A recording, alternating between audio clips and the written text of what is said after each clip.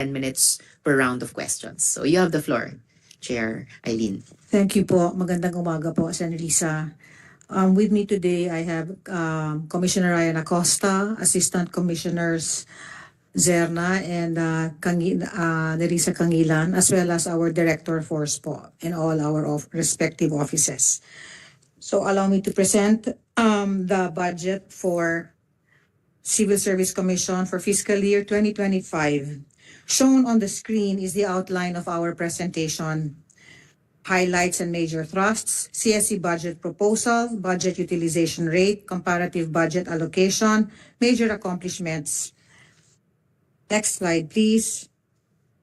For 2025, the CSC will continue to focus on the implementation of our major thrusts, which include formulating human resource policies responsive to the current needs and challenges of civil servants during the pandemic and post-pandemic, such as flexible work arrangements and policy on night shift differential, enhancing civil service systems and procedures for efficient public service delivery in support of RA 11032 or the ease of doing business, promulgation of CSC Resolution Number 2301123, grant of career service eligibility preference rating to specified workers in government agencies based on length of service and work performance.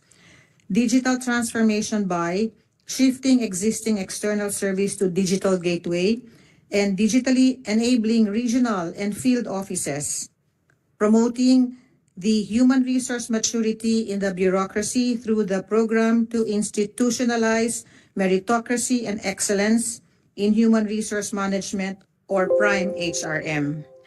Adopting an additional mode of taking the civil service examinations in response to increasing number of test takers and demand for more frequent administration of the civil service exams. Next slide, please. For 2025, CSC, previous slide po. For CSC will continue to focus on the implementation of our major thrusts, which include, naulit na pala yun. Next. To ensure implementation of our major thrusts, we have a proposed budget amounting to 4,084,845,000. The DBM, however, recommended a budget of 2,744,709,000 as indicated in the 2025 NEP. The 2025 DBM recommended budget is 1,340,136,000 less than the CSC proposed budget for 2025. For our budget utilization rate on major programs and activities, as of September 2024, we have utilized 70.22% of the total NCA releases of 2,252,625,275. Next slide. Comparative budget allocation and utilization rate for fiscal years 2019 to 2023 is shown in the next slide. For the CSC's accomplishments, first semester of fiscal year 2024, as of August 2024, under the Civil Service HR Governance Program on Civil Service HR Policy and Information Management Subprogram, we have registered a total of 199,849 users utilizing data for policy and program development of agencies as of August 2024. There is no available data yet for the indicator percentage of stakeholders who rate the policies as satisfactory or better. For the indicator, number of accredited agencies with Prime HRM Bronze Level Award, our accomplishment is 74 agencies as of 31 August 2024. Chair Eileen, Yes, the Chair notes na tulad sa pag-update nyo ng tawag nito, utilization rate as of September 24 instead of as of June 2024. In-update nyo rin po yung accomplishments as of August 2024 Yes po. instead of Yes. just the first semester of 2024. Yes, Chair. Salamat po para doon. Salamat Please din. proceed. For the indicator number of HRM systems recognized, our accomplishment as of August is 232. For the indicator number of agencies meeting maturity level 2 in RSP and PM, our accomplishment is at 78. For the indicator timely updating of government human resource inventory, the IGHR as of June 2024 was posted in the website on August 22, 2024. For the indicator percentage number of authenticated copies of requested records issued within prescribed time, the accomplishment as of August 2024 is at 100%. We have surpassed our target. Also, Chair Eileen, just for the record, I recall dun sa briefing natin bago nitong budget defense, sinight nyo rin yung amendment to Section 4 na halos hindi na nire-require itong authentication habang patuloy na nagdi-digitize yung programs ng Yes. CSC. Yes, Chair. Okay, salamat, Chair. Please proceed.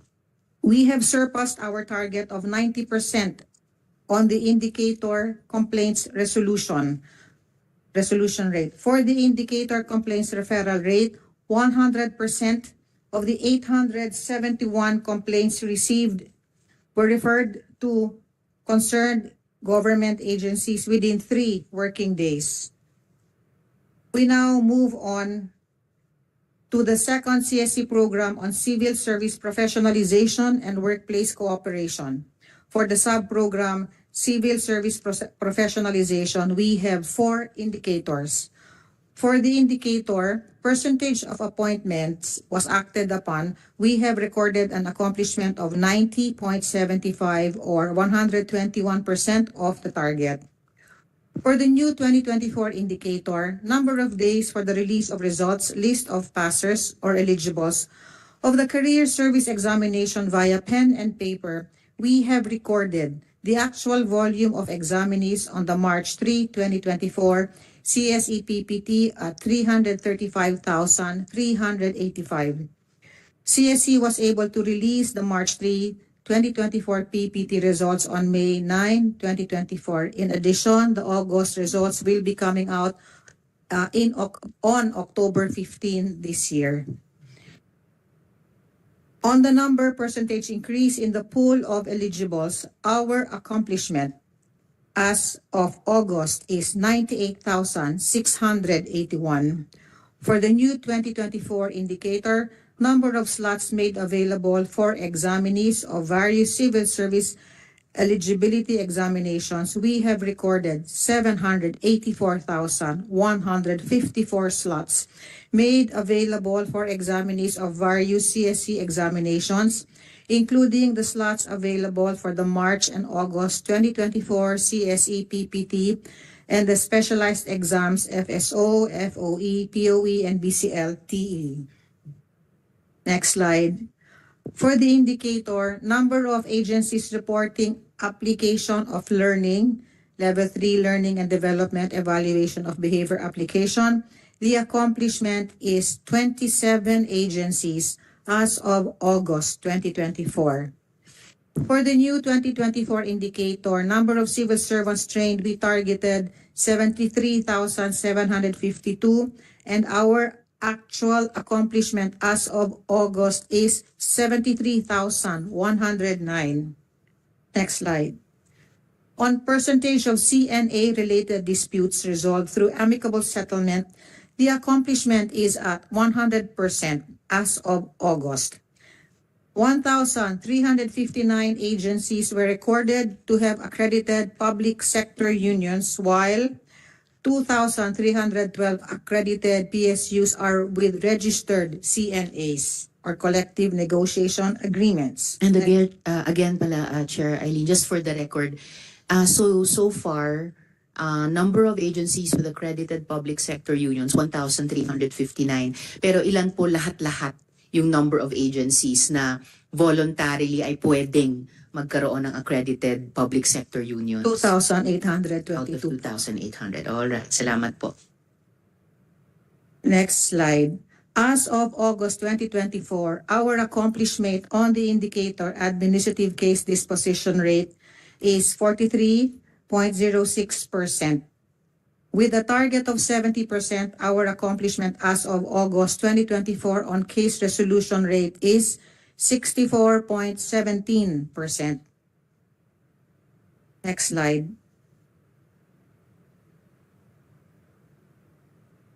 As of September 2024, we have utilized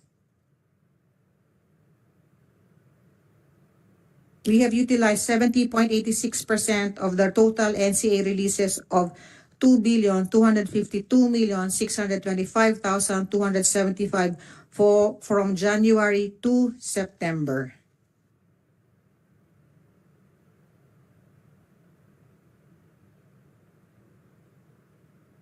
For our priority items for restoration and inclusion, the CSC proposed budget fiscal year 2025.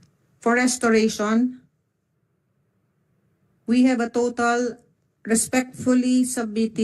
are respectfully submitting a list of 8 items under MOOE amounting to 51,774,746. First, these are items. Next year, Chair, will be the 125th anniversary of the Philippine Civil Service Anniversary. Significant year. Significant year, a milestone. Milestone year.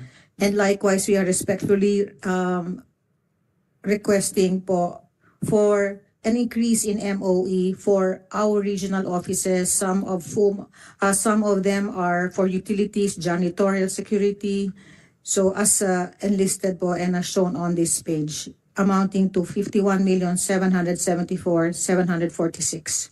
For our capital outlay, we are... Before we leave MOOE sa wish list po natin, Chair Eileen, sa ngayon, ilang members ng burokrasya natin, ng civil service natin ang kinikilala tuwing civil service anniversary celebration, and magbabago ba yon next year, and what's the significance po of that moving forward? Thank you, Chair, for raising that. We have prepared a slide on this, Chair, because right now we are only having 30 awardees and this has been going on for 10 years. Okay. So we would be respectfully submitting for inclusion in the budget of CSE in line with the milestone po natin to increase this number as well. To how many na po? To 30 po. By 30? To 60. To 60 na 60 po. All right. May I proceed, Madam? Please proceed.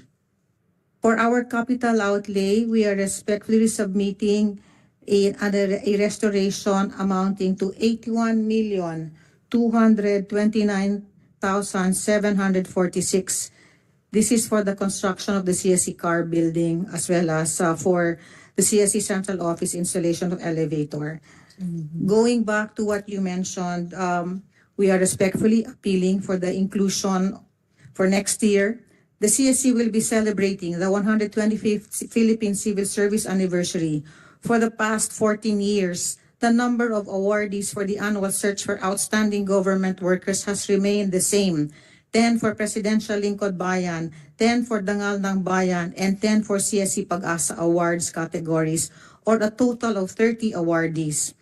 Although the number of government employees has increased from 1,409,600 in 2010 to 2,037,456 as of June 2024, the maximum number of awardees remained the same.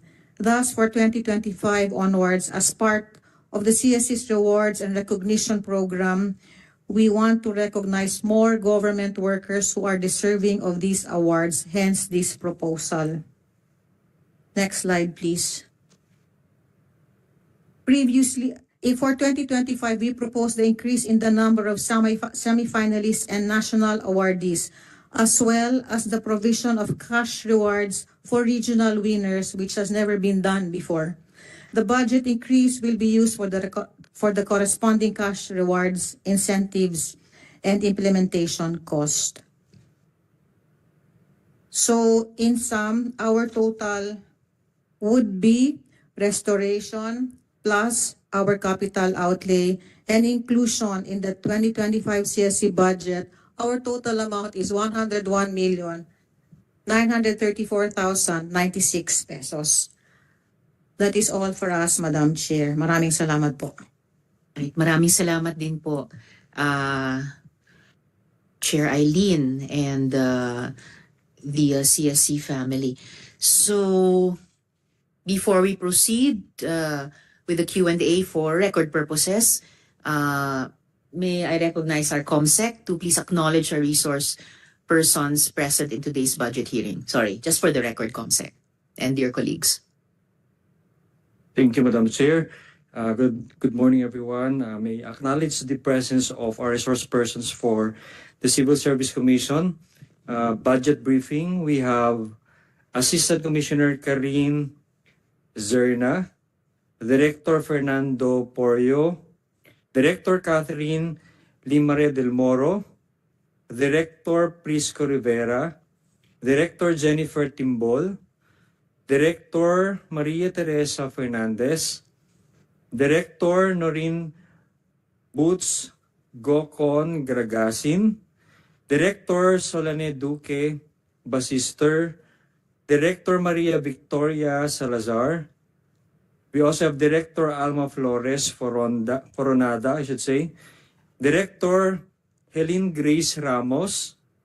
We also have Director Nel Sherwin Carnetes, Director Fiaberna Salumbides, Attorney Muhammad Kadhim. We also have Mr. Nelvins Senilia, Director Sabrina Luis de Guzman, Attorney Mark Parete, Attorney Joresa de la Rosa Pason, Attorney Cynthia Laurino Polido, Mr. Roland Alvino. We also have Miss Feliz Ebro, Miss Christine Santos, Miss Mira Mesalucha Ordonez. First, we also have to acknowledge Acting Chairperson Eileen Lizada. I think this has been mentioned a while ago by Madam Chair from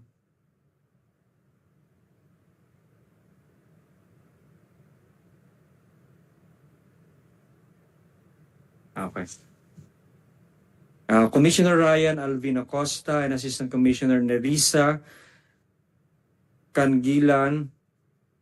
And that's all, Madam Chair. Thank you. Thank you, COMSEC. Meron po ba tayong mga colleagues na humabol sa ating budget defense? Was informed, ma'am, by the staff, supposedly Senator Jinggoy, but until now, we haven't received any instruction. Okay. Thank you. So habang inintay natin yung pagdating ni SP Pro Tempore, Senator Jinggoy, maybe 2 points, Chair Eileen, I'd like to just follow up, at least for the record, para of record na po ito sa Finance Committee natin. Would you like to tell the subcommittee more about the planned building?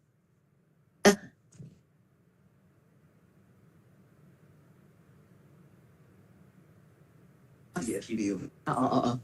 Sorry, may I correct that? Yung a little more detail on the wish list regarding capital outlay para sa improvement ng facilities ng CSC sa ating bansa.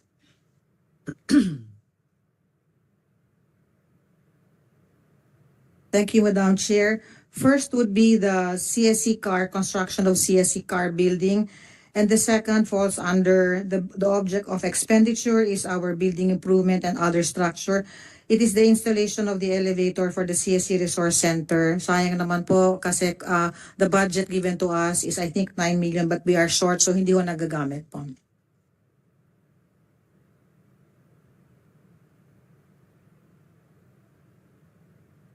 Thank you, Chair Eileen. And so sa ganitong mga requests for additional budget sa various field or regional offices natin, no? Halimbawa sa CAR. I remember also in our briefing, additional or improved facilities sa regions 11 and 12. Pati sa NCR was more of janitorial, no? May nabanggit din yata kayo, if I remember correctly, sa Caraga. So what specific targets and objectives of the commission would these augmentations aid? Thank you, Chair. I'd like to give a background for the CSC construction of car building. We'd like to inform the honorable body, the honorable chair, that we are 55% na po doon sa construction ng building. So this is an augmentation po.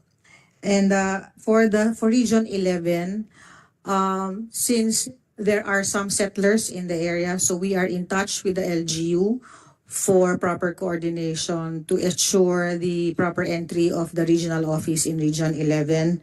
And as for the CSC Central Office po, the elevator already existing na rin po ito, but lacking po. Kulang ho, nag-umpisa na ito, but kulang ho yung budget natin.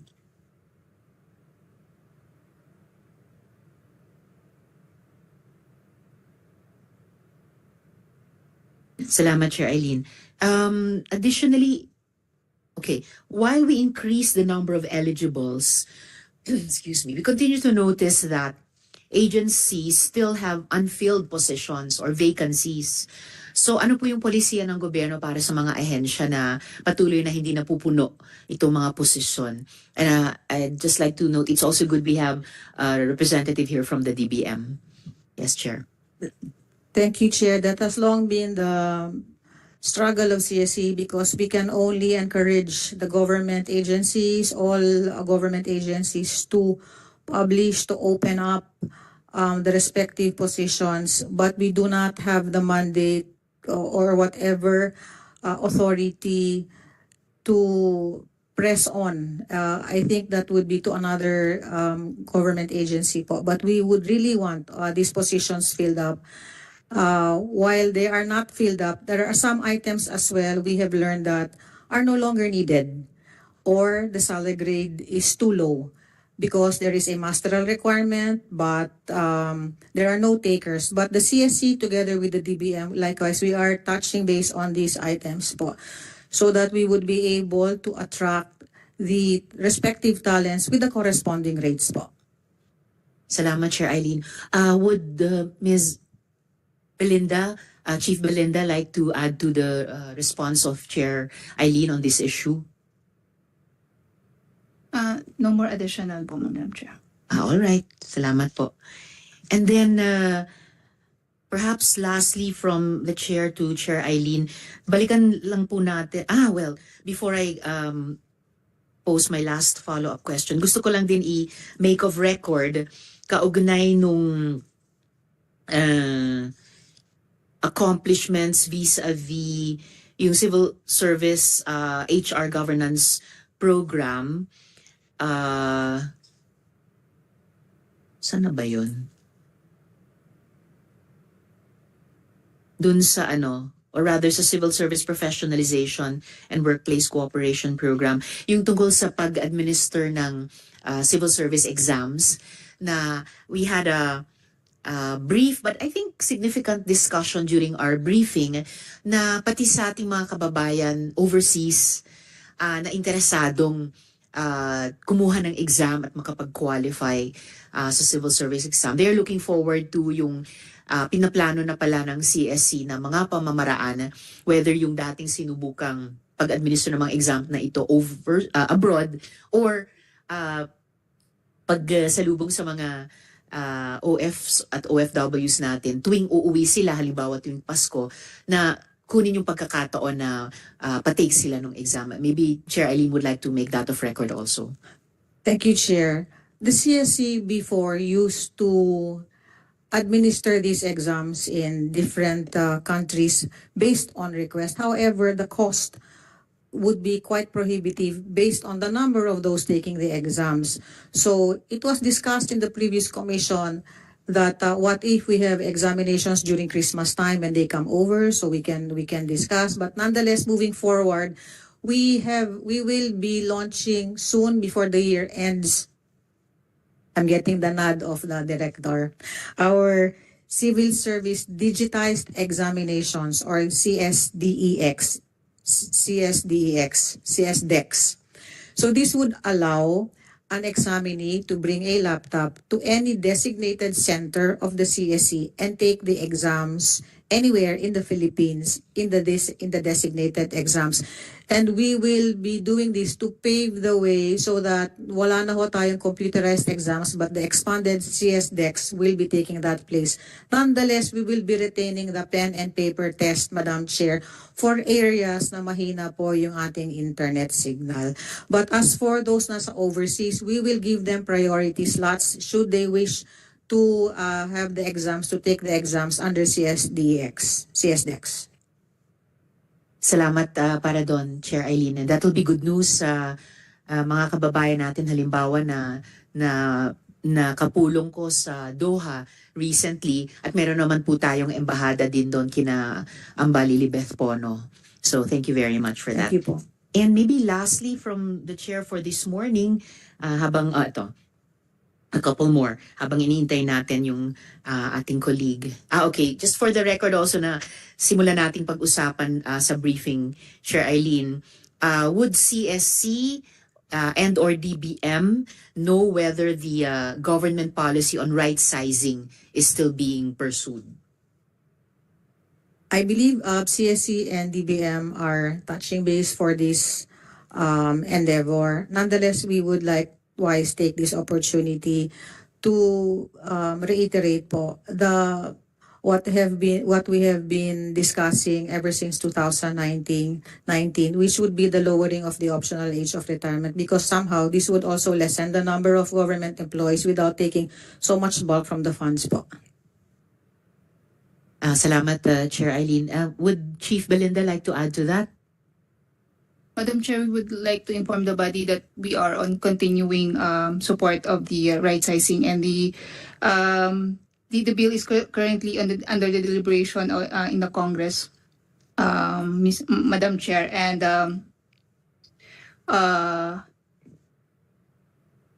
we have a separate team who would be handling and focusing on the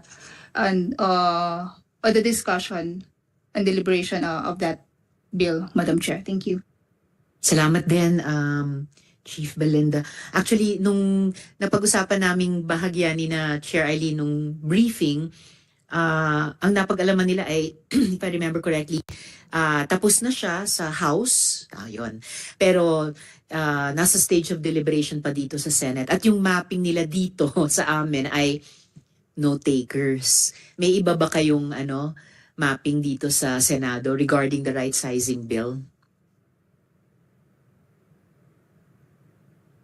None that we know of, Madam Chair. Salamat po, Chief Belinda.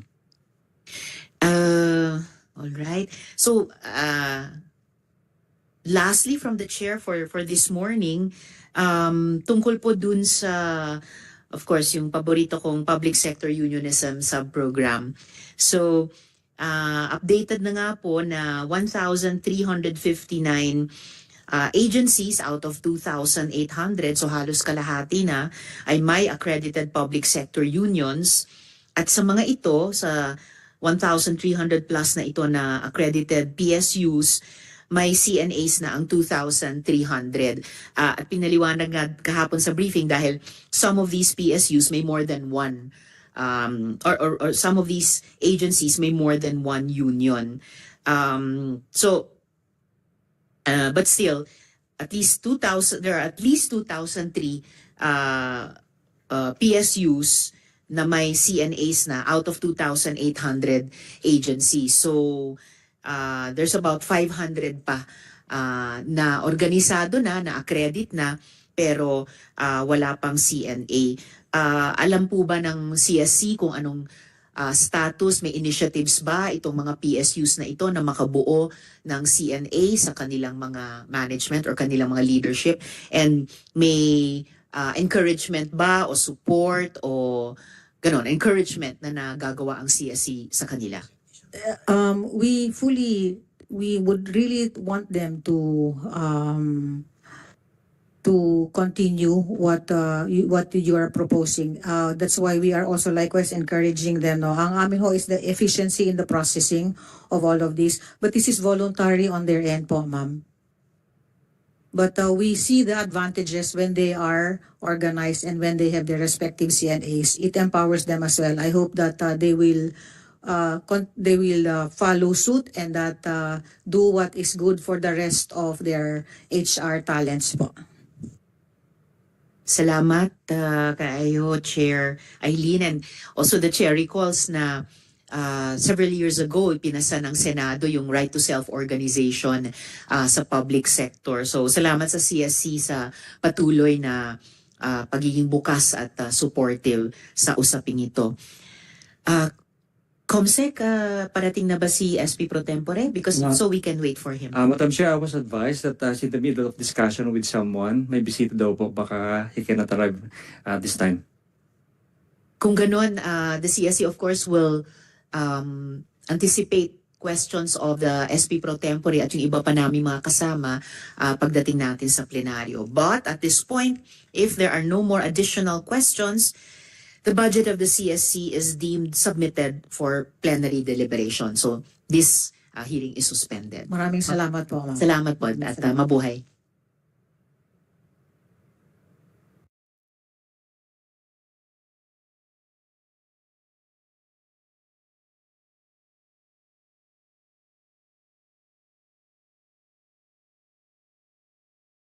Marcy Ballesteros at sa mga bumubuo ng Career Executive Service Board, ang ahensyang naatasan na mamahala sa Career Executive Service. We likewise want to listen to your budget presentation and how it can help you fulfill your mandate to continue forming a pool of well-selected and development-oriented career managers who shall provide competent and faithful service to the government. At this point, I'd like to recognize our COMSEC para kilalanin po ang ating mga resource persons. Thank you, Madam Chair. We are delighted to welcome our resource persons from the Career Executive Service Board, headed by the Executive Director Maria Marcy Rosari Ballesteros, ma'am. Together with her, we have Jocelyn Lachica, Attorney Erica Añuevo, Michael Lagio, Darius Maya, and Sharina May Ponferrada. And also today, today's budget hearing, we have from the DBM, we would like to acknowledge them as well. We have the Acting Chief, Belinda Cater, ma'am. Orian, Zil Adalim, Akad, and Iris Isip. That's all, Madam Chair. Salamat, COMSEC. And of course, we are grateful to have the presence still of CSC Chair Eileen Lizada. Salamat, ma'am. All right, so ED Marcy Cosare Ballesteros, you have the floor. Thank you, Madam Chair. Honorable Senator Risa Hontiveros, to the members of the Senate Finance Committee, the Commissioner, Chair Lizada, the Commissioner and Assistant Commissioners and Directors of the CSC, our esteemed officials, my fellow public servants, good morning. May I respectfully present the proposed budget of the Career Executive Service Board. Under the National Expenditure Program, the CESB's proposed budget amounts to a total of 99.99 million. This is inclusive of the RLIP or the Retirement Life Insurance provisions, with current operating expenditures of 96.7 million consisting of personal services, maintenance and operating expenses, and capital outlay. Madam Chair, may I also manifest that this represents a 54% variance from our original budget proposal of 213 million, which includes our Tier 2 proposal of 115.96 million that was stripped from the original proposal. The 2025 budget also include the 39 million for personal services for 40 filled positions, 500,000 capital outlay for ICT equipment. With this budget, we hope to fulfill our major thrust and programs and projects. Namely, actually, I would like also to present that our budget is aligned with the Philippine Development Plan, next slide.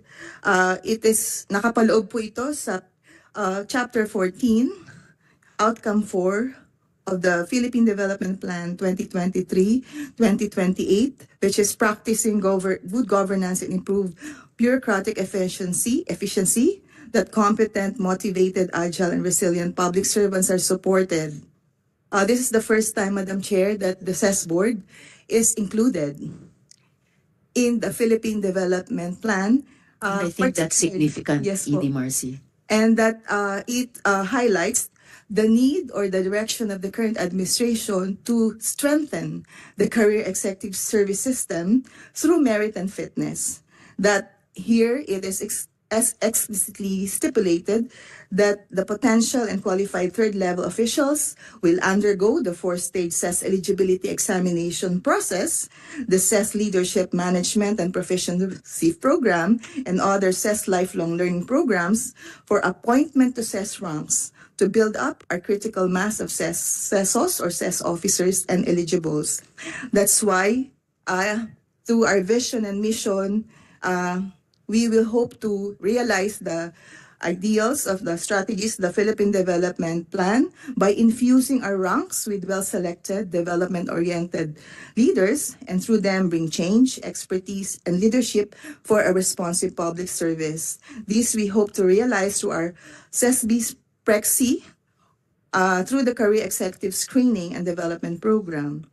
So, as you can see in the next slide, our CESB budget structure consists of the general management supervision and administration of personal benefits, our support to operations, namely formulation of policies, and also our information systems development management to support our frontline operations towards the organizational outcome of merit and fitness system for the CESOs strengthened and a pool of globally competitive CESOs sustained. This we will realize through three main programs: the CES eligibility process and appointment or promotion in CESO rank, the CES performance management and external relations, and CES capacity building, all towards fulfilling our mandate under the Presidential Decree Number 1, Series of 1972, wherein the Career Executive Service Board was created as the governing body of the CES. In the next slide, please. Mandated to promulgate rules, standards, and procedures on the selection, classification, compensation, and career development of the members of the CES. So the highlights and major thrusts of our FY 2025 proposed budget are as follows.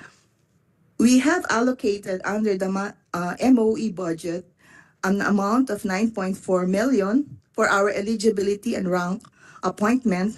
This consists of conducting CES eligibility examination process such as the nationwide CES written exams, the assessment center, the on-the-job performance validation, the panel interview sessions, and training and workshops for our assessors, validators, and panel interviewers, and the processing of CESO rounds. Likewise, we have allocated 7.2 million for the professional and career development, precisely to address the thrust of raising the level of managerial competence in the CES, develop a deeper sense of commitment and integrity among CES officials, enhance the overall human resource development program for CES officials to ensure more responsive, purposive, lifelong learning, and HR intervention programs through the conduct of our flagship leadership management proficiency programs and other executive leadership programs such as big learning events as the Public Leader Summit, the Leadership Conclave, our annual CES Lifelong Learning for Leadership Congress, which gathers around 1,000 CES officials or third-level officials, and our quarterly human resource managers fellowship meetings and learning sessions. Under the professional career development program, we also actively engage the institutional training partners of the CES Board for development and conduct of accredited training programs. Likewise, under our MOE budget, we have allocated 7.7 million for our performance management and external relations program, which seeks to strengthen the implementation of the CES performance evaluation system in all departments and agencies to enhance productivity and accountability and promote the morale and welfare of our CESOs and CES eligibles. The CES board administers the enhanced CES, which is online, and we process the results and give these results to the agency heads as well as the incumbent officials themselves. Under the performance management external relations program, also we seek to strengthen CES recognition programs such as the Presidential Gawad CES and the CES VIP or Very Innovative Person or Group Award and the Outstanding Cost-Effective Officer Award. We also institutionalize this and strengthen the public and stakeholder support for the CES program through the conduct of our CES Club programs, our annual Lifelong Learning for Leadership Congress, and also in support of our operations and the core mandate of the CES board, we allocated 1.8 million for the policy planning and legal services, wherein we formulate new CES policies and review existing CES policies as instructed by the CES Governing Board. We provide assistance and legal opinion on personnel management concerns involving the CES. We update regularly, monitor the CES occupancy and plantilla information of various government agencies, and maintain our ISO certification. We also include here the 11.6 million allocation for the management information system to enhance the service delivery of CES board through information and communication technology with our website, our online CES performance rating of officials, our training events and learning management system. We also here have the creation of web services that will be accessible through the internet, like our executive profiling and plantilla management and monitoring. For the general administration and support services, we have 19.072 million to optimize the financial, material, and human resource and staff training and career development of our organization, for a total of 56.971 million MOE. Madam Chair, let me also present the original proposal of the CES board in comparison to the NEP.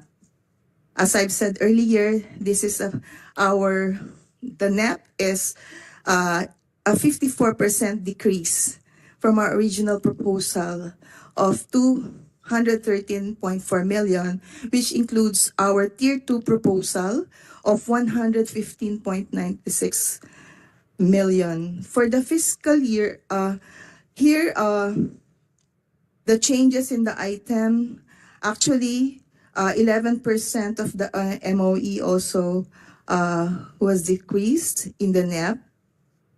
And our original request for capital outlay of 248,000 was also reduced to 124,000. Before I discuss at length our Tier 2 proposal, let me also report to the Honorable Chair that in the first semester, the CESB has utilized 44% of our budget with an obligation rate of 44.3 and then disbursement rate of 91.49%. Madam Chair, because most of our learning events the big learning events are conducted in the second semester. So comparatively across from 2019 up to 2023, the average budget utilization rate of the CES board is around 90%. We have also submitted our catch-up plan for 2024 to spend the 61.1 million of our remaining budget, a bulk of which will consist the hiring and onboarding of our 11 new personnel, the conduct of learning and development, training, and procurement projects is scheduled for the second semester of around 29 million. And also our procurement of additional ICT equipment, plus the conduct of more 16 assessment centers and 2 written examination, plus the conduct of our flagship training programs. For our major accomplishments for 2024, in terms of physical performance, Madam Chair, our organizational outcomes and performance indicators with regard to merit and fitness system indices, we are within the target within the first semester. Our annual target for 2024 on percentage of CES positions occupied by CESOs and CES eligibles is at 51%. But by the middle of the year, we already achieved 50% of our target. So as for the other output indicators, we are on target and we are above target. With regard to the processing of frank appointments of officials within 1 month from submission of complete requirements, we are 100% on that indicator. Our percentage of officials with complete ratings in the CES-PES within 30 days, we are 100%. And then in terms of percentage of participants rating our training programs at least very satisfactory, we have achieved not 100% or above our target of 90%. So actually, Madam Chair, from the previous presentation in the previous budget hearing, we have actually realized a more faster processing and approval of our CESO rank appointment with the support of the Office of the President. Since November 2022 up to June 2024, the CES Board has recommended 321 officials for conferment of CESO rank. Their documents have been submitted to the Office of the President, and then as of June 30, 2024, our total of 201 were issued appointments to their respective CESO ranks by the President. And during the same period, the CES Board also approved and conferred CES eligibility to a total of 248 officials. So actually, Madam Chair, there are only remaining out of the 340 recommended officials for CESO rank appointment. There are only remaining 66 officials who are waiting for the approval of their CESO rank from the Office of the President. In fact, last August 5, the President himself administered the oath of 146 newly appointed CESOs in Malacanang Palace, which also included also in last year, November 2024, during our 50th anniversary, the Executive Secretary, Lucas Bersamin, also administered the oath for 86 newly appointed CESOs. And this event in Malacanang with the President coincided with the awarding of our Presidential Gawad CES for the years 2021, 2022, and 2023. So in terms of the different stages of eligibility process, in the first semester, we have conducted 2 nationwide examinations with total of 458 examinees and average passing rate of 70%. We also conducted 12 sessions of assessment center with 288 assessees at 26.6 passing rate. We have also conducted the performance validation of 125 candidates and conducted panel interviews for the 88 CES candidates who passed the 3 stages. So, ED Marcy, ibig sabihin, after an average passing percentage of 70% in the first stage, sa kanila, 26% ang pumapasa sa second Opo. stage and onwards. So nasasala po. Nasasala po talaga, no? Hustos sa Mahigpit yung ACE. process. Opo. Okay po. Okay. Because, Madam Chair, also in our on-the-job performance validation, there is also an integrity check. We publish the names of the AC passers in newspaper of nationwide circulation to gather feedback from the public. Before then, they are validated on site by our deputized validators, and then those who pass the interview stage will be subjected to a panel interview. So ganon po ka rigorous yung screening process po na ginagawa po ng CES board.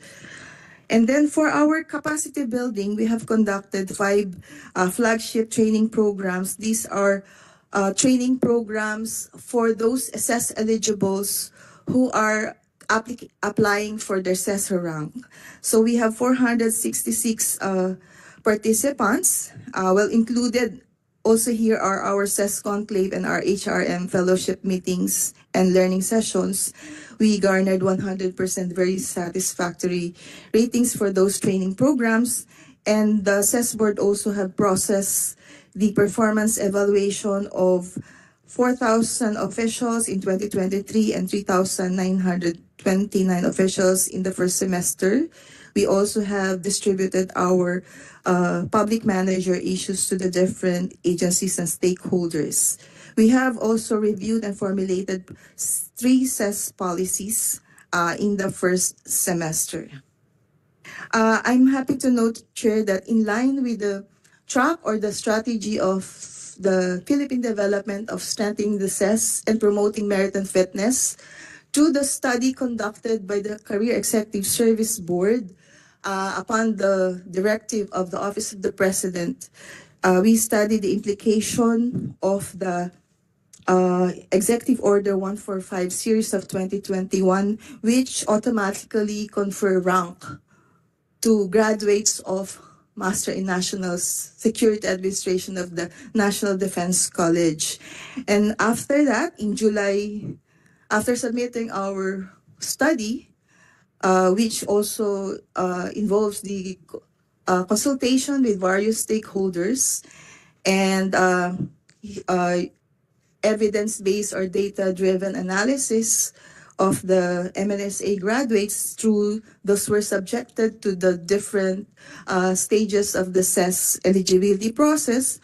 Well, in July 2024, His Excellency President Ferdinand Marcos issued Executive Order number 63, revoking Executive Order 145 and repealed all orders, rules, and regulations and issuance inconsistent therewith. This is to synchronize the standards and procedures for the conferment of CES rank and CES eligibility. So ang isang dahilan nito at saka implication ay kahit nakapag-graduate sa NDCP, nakakuha ng master's o PhD doon, para makakuha ng CES rank, kailangan dumaan sa mga proseso ng CESB. Ngayon po sila sa ngayon first hindi na pareho automatic. na po ang Opo. mga officials natin to will conduct. Okay po. Interesting kasi uusap lang namin ni Chair Eileen ng CSC na nagwo-work out din ang CSC ng proper arrangements with AFP regarding, tama po ba? Regarding how they would be able to also qualify sa CSC. Tama po ba yung understanding ko, Chair Eileen? And anong may relasyon po ba ito dito sa kauulat lang ni ED Marcy regarding CESB?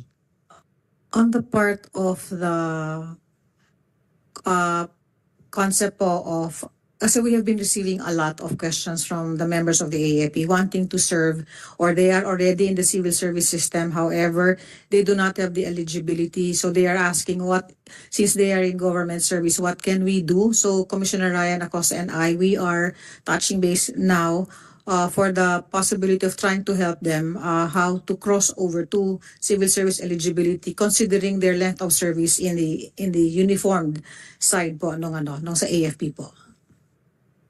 Salamat po. So, complimentary lang itong kay input ni ED Marcy sa atin from the CESB side since part din ng CSC family. Salamat po. Madam Chair, may I also inform that just last July, the Philippine Army requested us for a special written examination for their officers, those in the supervisory position, and we conducted it for 77 officers, meaning even the Philippine Army are willing to go through the process of the CES eligibility.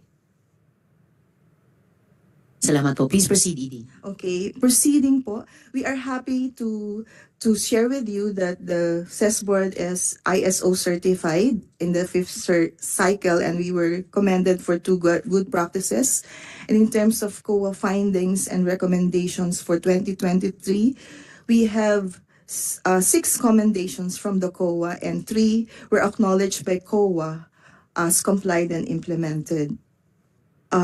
Incidentally, we are also happy to share with you that for the last 5 years, the Career Executive Service Board has been, the COA rendered unqualified opinion for the financial performance of the CES board for the last 5 years. And then for the last 3 years, the CES board has been selected by the Association of Government Accountants Association of the Philippines through the recommendation of COA as one of the outstanding accounting offices for 3 years, 2021, 2022 to 23.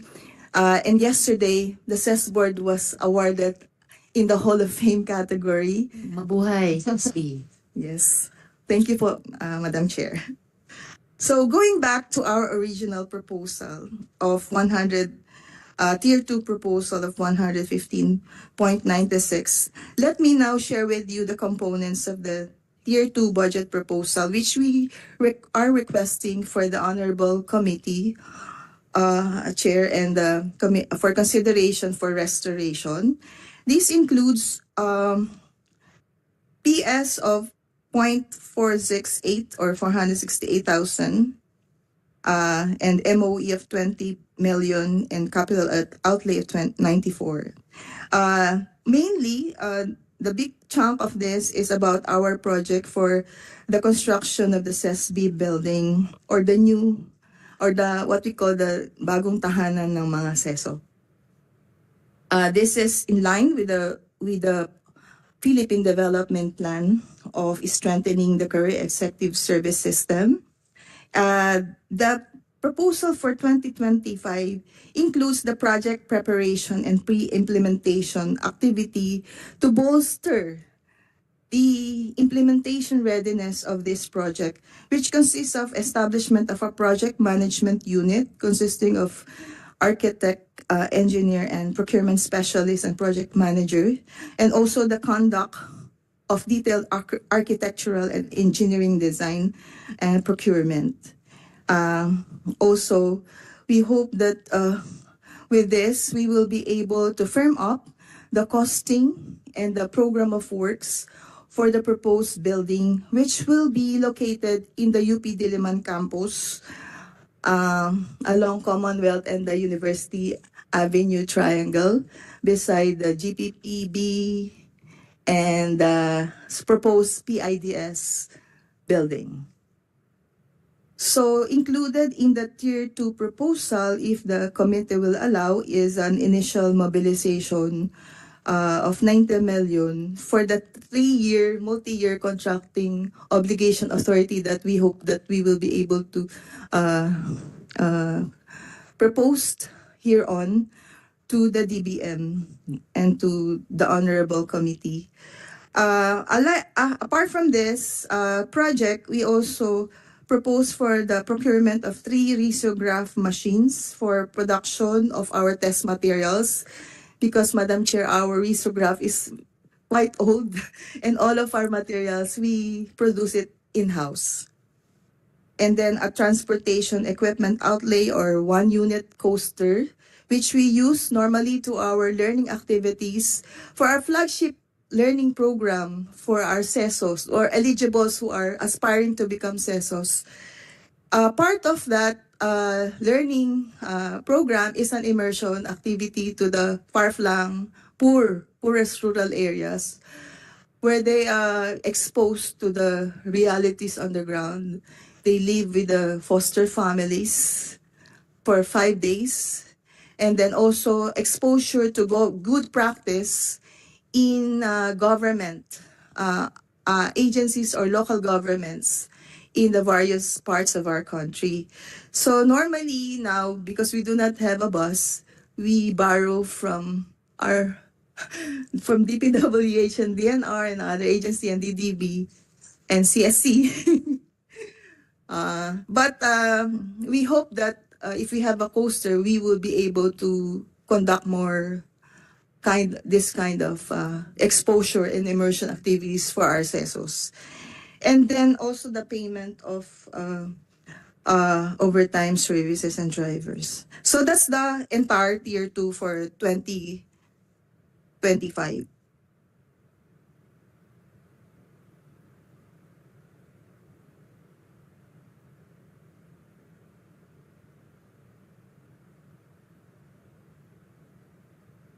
Implementation of strengthening the SES system by continuously upgrading the programs and offerings of the SES board. The rationale for this project of constructing this building, it emphasizes the need for a robust and effective career executive service as a key driver of government performance by strengthening the SES system through merit-based practices and continuous program enhancement and service delivery. The project aims to cultivate competencies and adaptability of career officials, ensuring they are well prepared to meet evolving public administration demands. To advance human capital development, the SES process will hasten and enhance the quality of senior public officials and their successors. This initiative supports the PDP's broader strategy of improving governance by reinforcing the foundation of high-performing civil service, which is crucial for the realization of national development goals. To achieve the PDP goals and objectives, the project will address current challenges faced by the SES board by improving service delivery and responsiveness to its clients and stakeholders. The Envision project will serve as a centralized hub for career executive screening and development, functioning as a one-stop shop for career progression of civil servants from the second level, aiming or aspiring to reach the third level executive managerial positions. The project is strategically located in a more accessible area for our clients to foster synergy and coordination with agencies and academic institutions, because the project site is just approximate or nasa likod lang po ng supposed building of the SES board is the UP National College of Public Administration, the Government Procurement Policy Board, and the Philippine Institute for Development Studies. This will improve and expand the capacity and capability of the Career Executive Service Board and its secretariat in serving the growing demands for client services. Since its establishment in 1973 to the present, the SESB scope has expanded from serving only 14, now 58 government departments, attached agencies, and executive offices.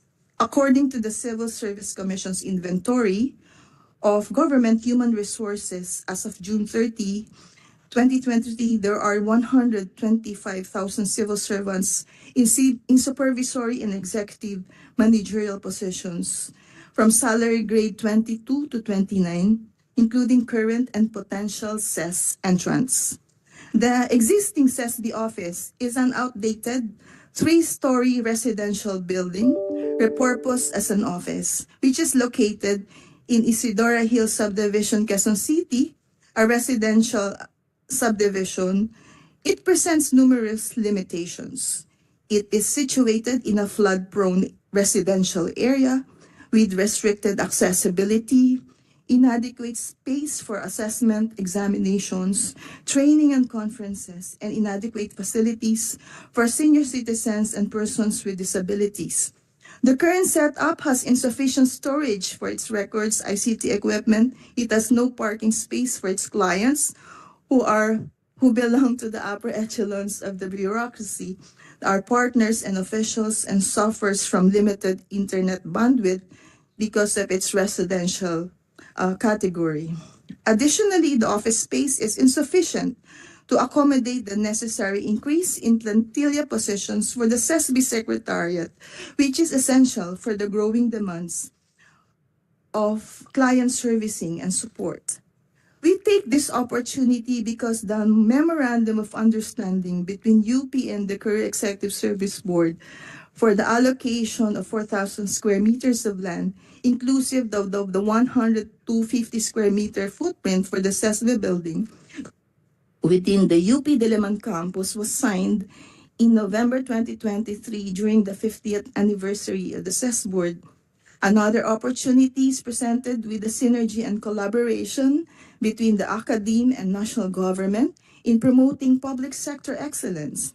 The benefits of the project includes the savings in lease of venue for CESB training programs, corporate events, examination, and storage room, which annually we spend 22 million. If you multiply by 25 years, that would approximate the cost of constructing a new building. Increase in the frequency of conduct of examinations and assessments, thereby reducing the queuing for the four-stage CES eligibility process. It will also improve the efficiency, effectiveness, and quality of CESB programs and services to its clients and engagement of partners and stakeholders. As envisioned in the 50th anniversary milestone of the board, a stronger career executive service is envisioned 50 years and beyond. Originally conceived by the late President Ferdinand Marcos Sr., the CES was designed to ensure a pool of well-selected, development-oriented career administrators. This project will honor his legacy by establishing a National Center for Career Executive Service with state-of-the-art facilities for merit-based selection, professional development, and career progression for public servants. The CESB aims to complete this project within the term of Ferdinand Marcos Jr., ideally within 3 years. This aligns with the President's earlier commitment to continuous professional development of career officials when he addressed the approximately 1,000 CESOs and CESOs during the 49th CES anniversary held in PICC at the beginning of his administration. Thank you, Madam Chair, and that's all. Thank you. Thank you, ED Marcy. Would the good ED submit to the committee an updated Career Executive Service occupancy set of figures? Kasi po yung huling data sinabmit po noong Oktubre nakaraang taong 2023 state the following. Number of CES positions, 2,862. CESO and eligibles actually occupying these positions, 983. Non-CESOs occupying CES positions, 1,227. And vacant CES positions, 652. Pending yung submission ng updated figures, may nagbago po ba dito? Na-fill up po ba yung vacancies? At saka, tawag pansin kahit sa mata lang, bakit po mas maraming non-CES?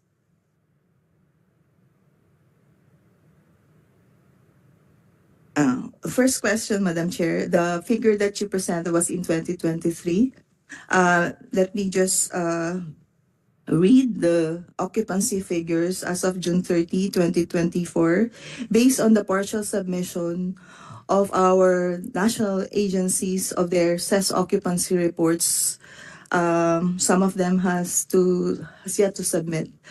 And as of June 30, we have 2,163 occupied CES positions, with CESOs 1,000, CESOs and eligibles around 1,132 at 52% CES occupancy rate, and then non-CESOs and CES eligibles 1,031 absolute figures at 47.67%. Madam Chair. Why? Bali, ma'am, medyo may magandang progression na po tayo because there has been a fast tracking of the processing of CESOs in the Office of the President. Thanks to the Office of the President and the Presidential Management staff for facilitating.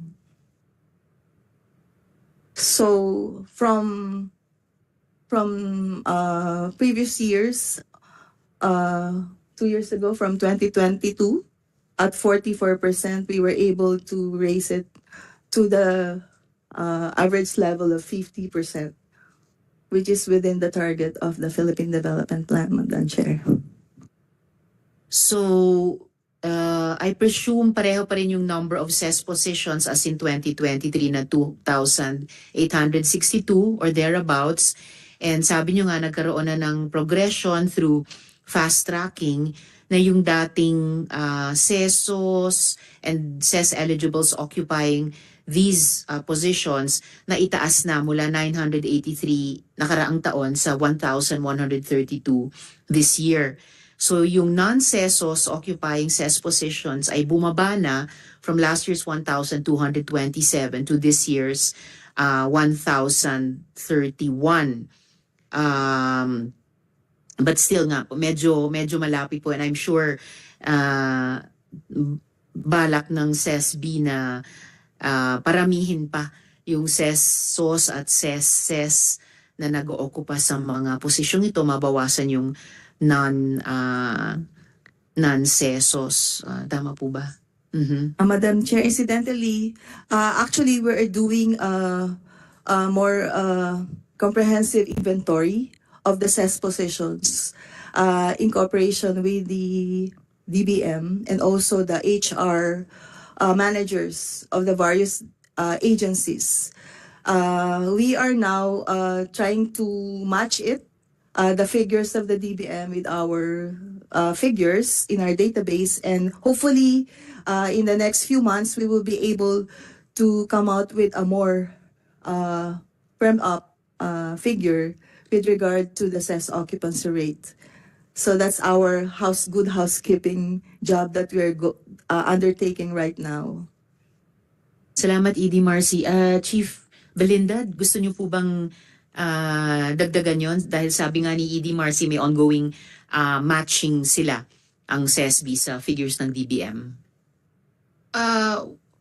No additional on that portion, Madam Chair, but in terms of the funding sources, I believe we have already coordinated with the CES board on the program against the MPBF also. Yes. So yes, ED Marcy, apo. Madam Chair, thank you for reminding us, Chief Belinda. This is in line with our proposal to the DBM and also to the Honorable Committee for the approval of a special provision in the upcoming GAA for the Miscellaneous Personal Benefit Fund to support the new policy of the board on the Government Executive Resource Pool program. That is to provide the opera cover for the revised policy, which will address many issues on the tenure and the continuity of the services of our CESOs, and also, because previously we do not have that allocation in our budget.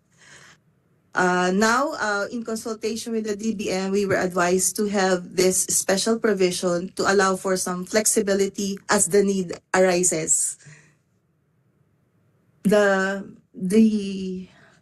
special provision that we propose, Executive Service Board, under the Miscellaneous Personal Benefits Fund, Government Executive Resource Pool Program or Fund, the amount of 5 million appropriated therein shall be used to cover basic salary, pera bonus, cash gifts, uniform allowance, productivity enhancement, incentive, and other allowable benefits of career executive service officers placed in the Government Executive Resource Pool Program. Thank you, Madam. Thank you, ED Marcy. So, of course, iba pa po itong specific subject nung draft special provision, pero the subcommittee will look uh, very favorably on proposing this at the proper time sa budget process namin.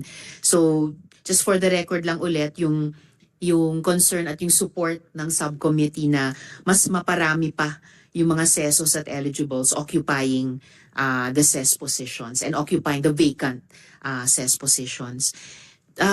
Siguro kaugnay nun at in a way kaugnay din nitong proposed special provision natin sa MPBF at hindi sa posisyon. So anong nangyayari kapag ang isang officer ay napalitan ng appointing authority, not for cause po. So pwede nyo bang i-walk through kami, ED, sa process na yan? Lately, yung mga recent discussions po of the board in the enhancement of the current JER policy, there is a window po na pinoprovide in the proposal that it will cover po sana yung mga CESOs who are replaced in their positions so that pwedeng may sasalo sa kanila, it is the Career Executive Service Board, while they are being assisted in looking for their executive placement in other agencies. To find recipient agencies who would be willing to give them assignment. This is meant to operationalize the provision in the PD1 on mobility principle for our career executive service officers. Yes, ma'am, that's it.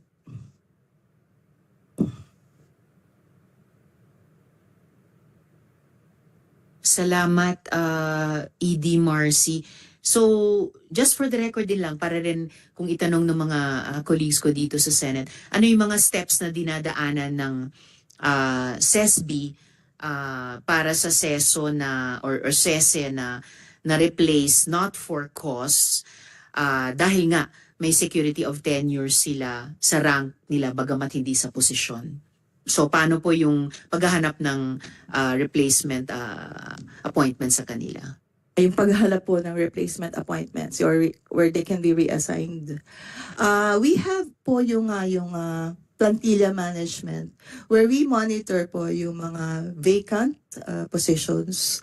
So once a assessor says a request for executive placement or some CESOs who have been placed in the JERP, we actively seek from our inventory possible positions where they can be assigned. So we provide endorsement to the head of agency for this official for consideration in vacant executive positions in their agency po. So we provide them the profile, the credentials of the official so that they may be considered in their selection process. Madam. Salamat, ED. So, may some kind of matching din na nangyayari kahit sa loob ng ating civil service. Okay, salamat po. Comsec, meron po ba tayong mga colleagues na parating pa? None for now, Madam Chair. Isang huling follow-up, ED, bago natin i-deem submitted dito. So, dito pa rin sa replacement process, kung walang makitang assignment, ano pong mangyayari sa official? At for the record, ganong katagal pwedeng manatili yung officer na yun sa pool? Yung current policy nga po sa ngayon, which is Resolution 1362, it is within 6 months. So yung mga po ng board is to address this policy gap so that the CESOs are provided assistance dito sa kanilang situation. So, yun po. Hopefully, that will be finalized po. And hindi mananatiling 6 months lang, tama po ba? Ano yung planong time frame para sa kabatiran ng buong komite? Actually, the board is eyeing for at least a year to give the CESO enough time and the CES board also to match them in another assignment po within the executive. Thank you po. Thank you, Edie. Yeah, I think that would be reasonable. And last, beyond that, beyond the 1 year, ano pong mangyayari sa official na yon? Po, beyond 1 year, so yun nga po yung pinaka-window para makahanap po tayo. I think that is enough naman po. The board thinks that it is enough naman po to find a placement for the CESO. So after the year, kasi po, ang consideration din po is the availability of funding for the salary of the official. So that's why we deem it to balance din po yung budgetary consideration plus the period within which the CESO will be able to find placement in the executive branch or in other agencies. That would be the time frame that is foreseen to be, well, sufficient. Salamat, Edie. I agree. So, Comsec, wala na po tayong inaasahang hahabol pa ng mga Wala na po, Madam Chair. So without prejudice po sa pagtatanong nung mga colleagues ko sa plenary deliberations, the budget of the Career Executive Service Board is deemed submitted. Mabuhay po. This Thank you, Madam part of Chair. this hearing is suspended. Salamat. Thank you, Madam Chair. Thank you po.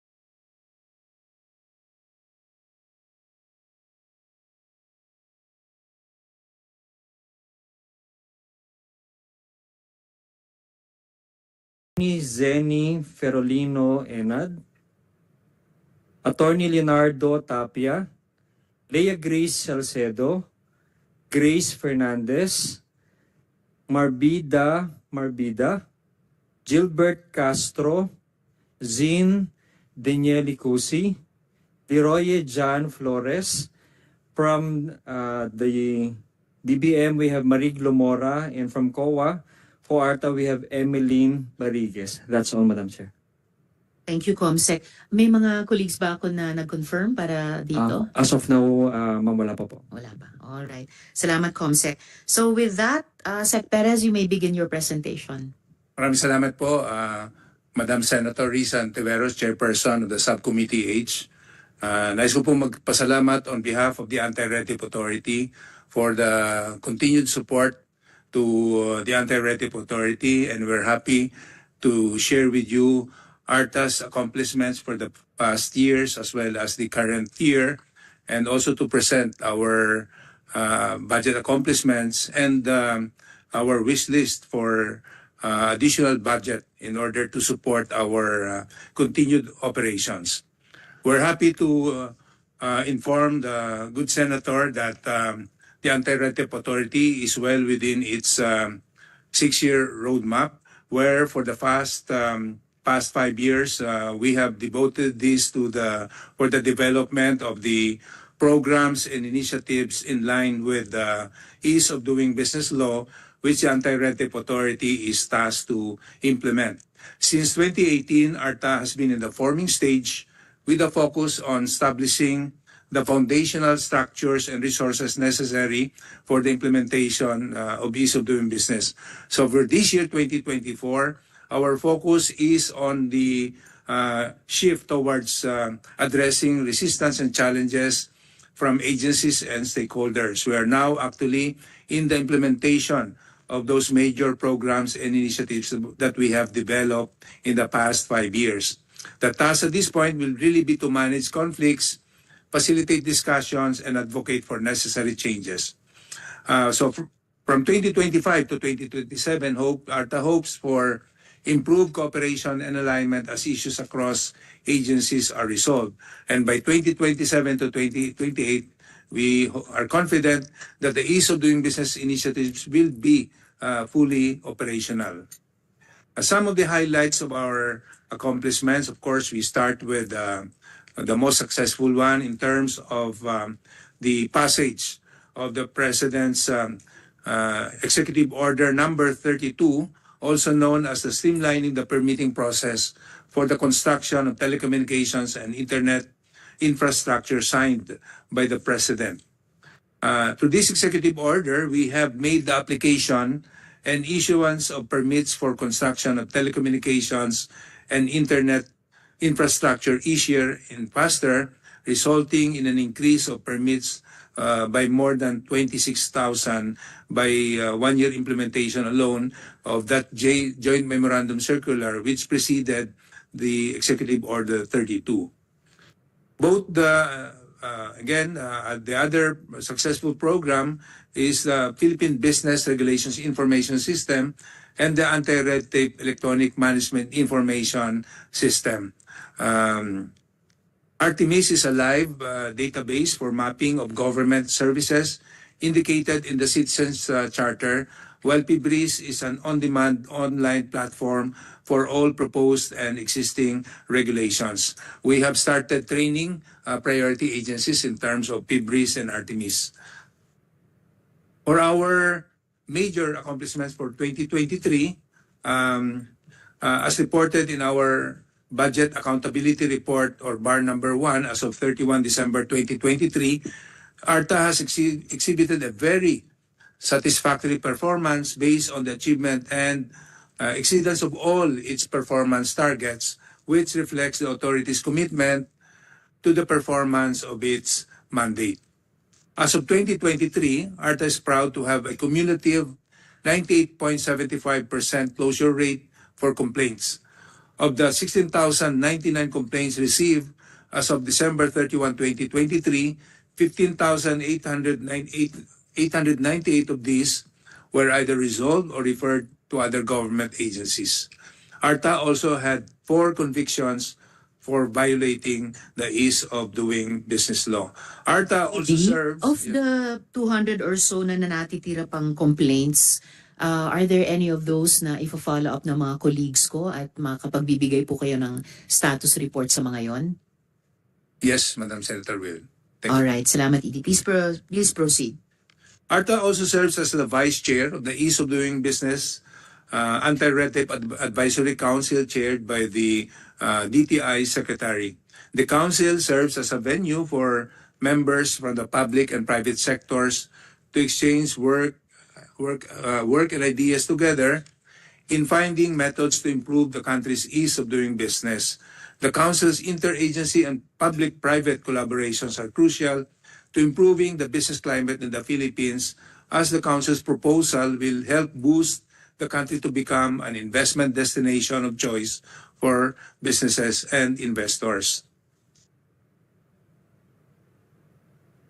In ensuring compliance with government agencies, ARTA, also led by the Compliance Monitoring and Evaluation Office, regularly conducts on-site inspections. The agencies are evaluated with the respective handbooks, information billboards, and online copy of them. During on-site inspections, the evaluator checks for the completeness of their competence, specifically on the postings of the respective citizen charter for the benefit of the public. Building up from this success, the Report Card Survey 2.0 kicked off its first phase implementation in November 2023. The event or the activity discussed an overview of the implementation, 2022 milestones, and the inaugural timeline until March 2024.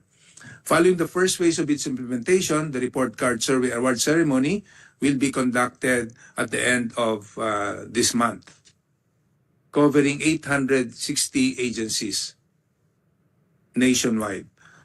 As to the electronic business one-stop shop, ARTA continues... ED, if we could go back to the previous slide, Yes, dun sa EOD, yung Citizens Charter.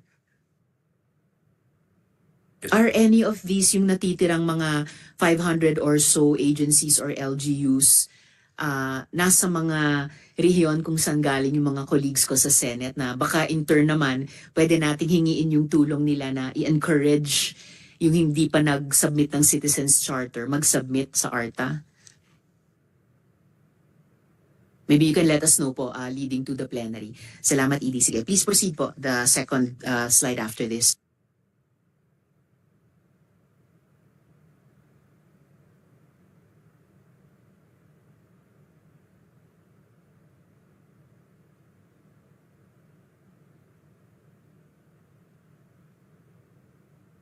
ARTA accomplishments.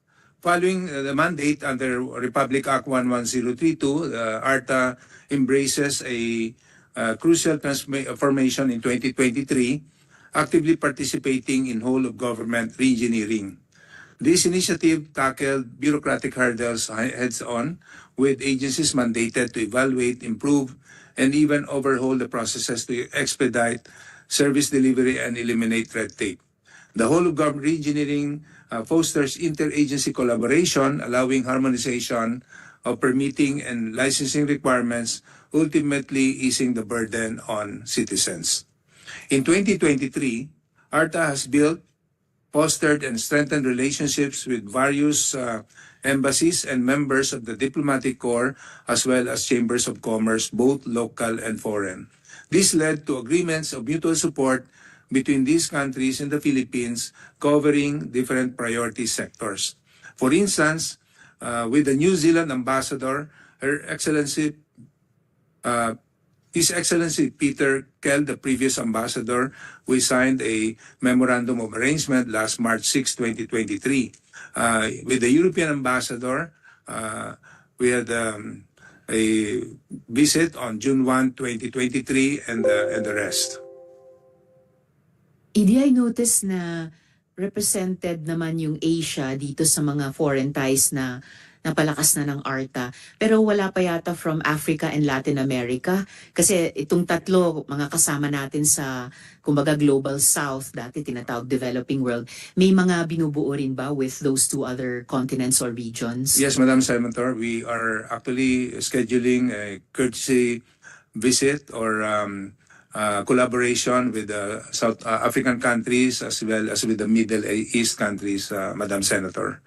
Very good to hear po. Yeah, speaking of the Middle East, I just came from a working visit sa Doha, sa Qatar, and well, mostly ang subject nung bisitang yon ay yung major overhaul nila sa labor laws nila to include migrant workers, so to include Filipino migrant workers, even our Filipino domestic workers. Sa Latin America po, meron din kayong sineschedule? Okay po. I encourage you to do that para mabuo na ng ARTA yung mundo. Salamat. Please proceed.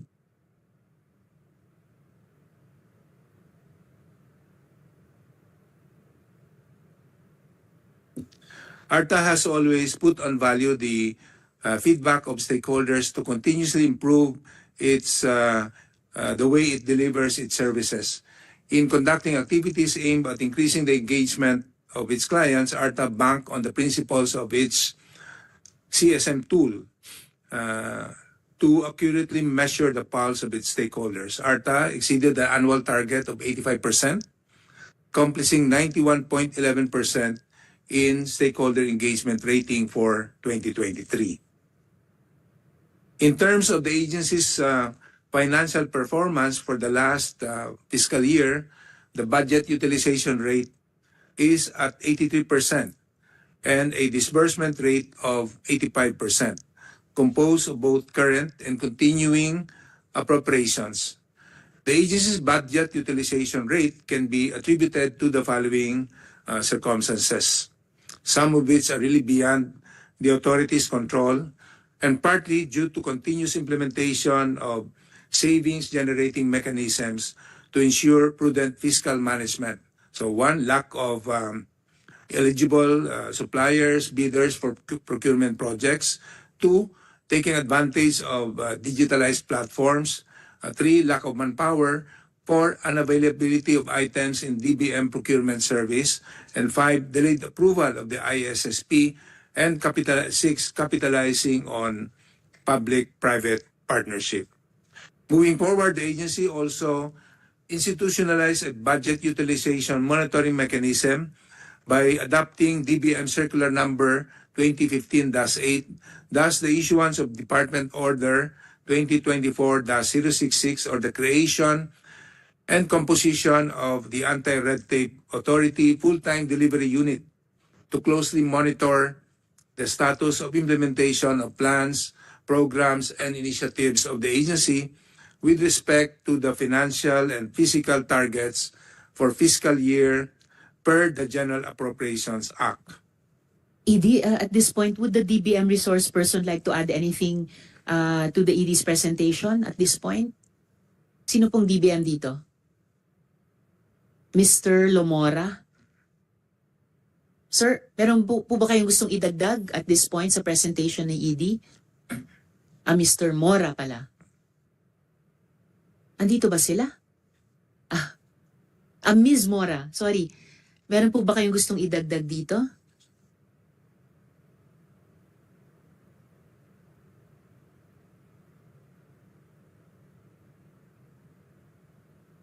Hello.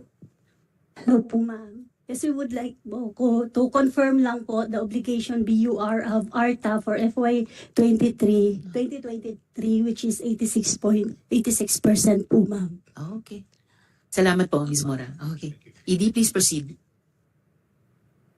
Continuing with fiscal year 2024 first semester accomplishments,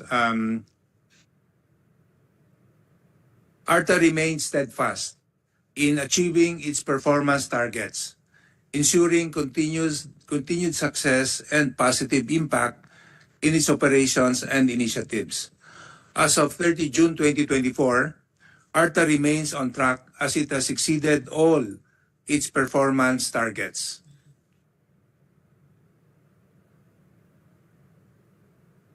As of 2024, ARTA currently has a 98.27% cumulative closure rate for complaints.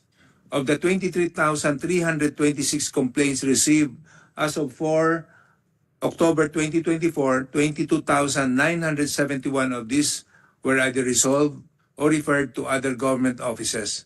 450 cases are still active.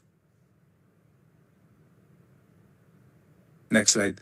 Under its enforcement mandate, ARTA also conducted several entrapment operations regarding violation of Section 21H of the Ease of Doing Business Law on fixing, offering speedy completion of transactions for pecuniary gain or any other advantage or consideration.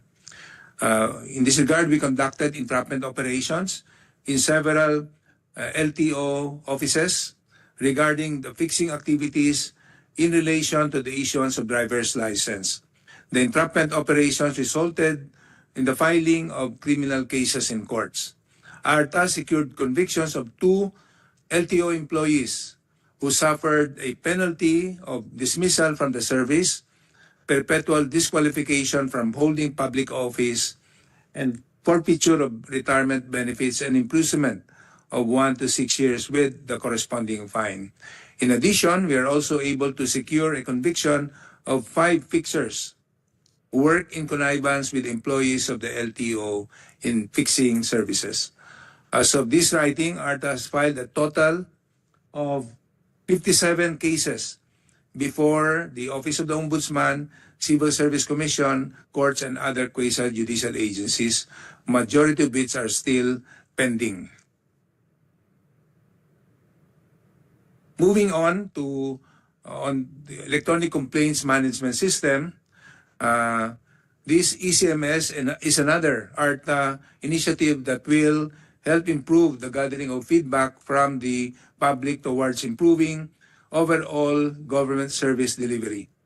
Beta testing is now scheduled by December of this year, with full implementation targeted by 2025. This will be developed by ARTA's in-house team composed of senior and junior developers and administrative staff.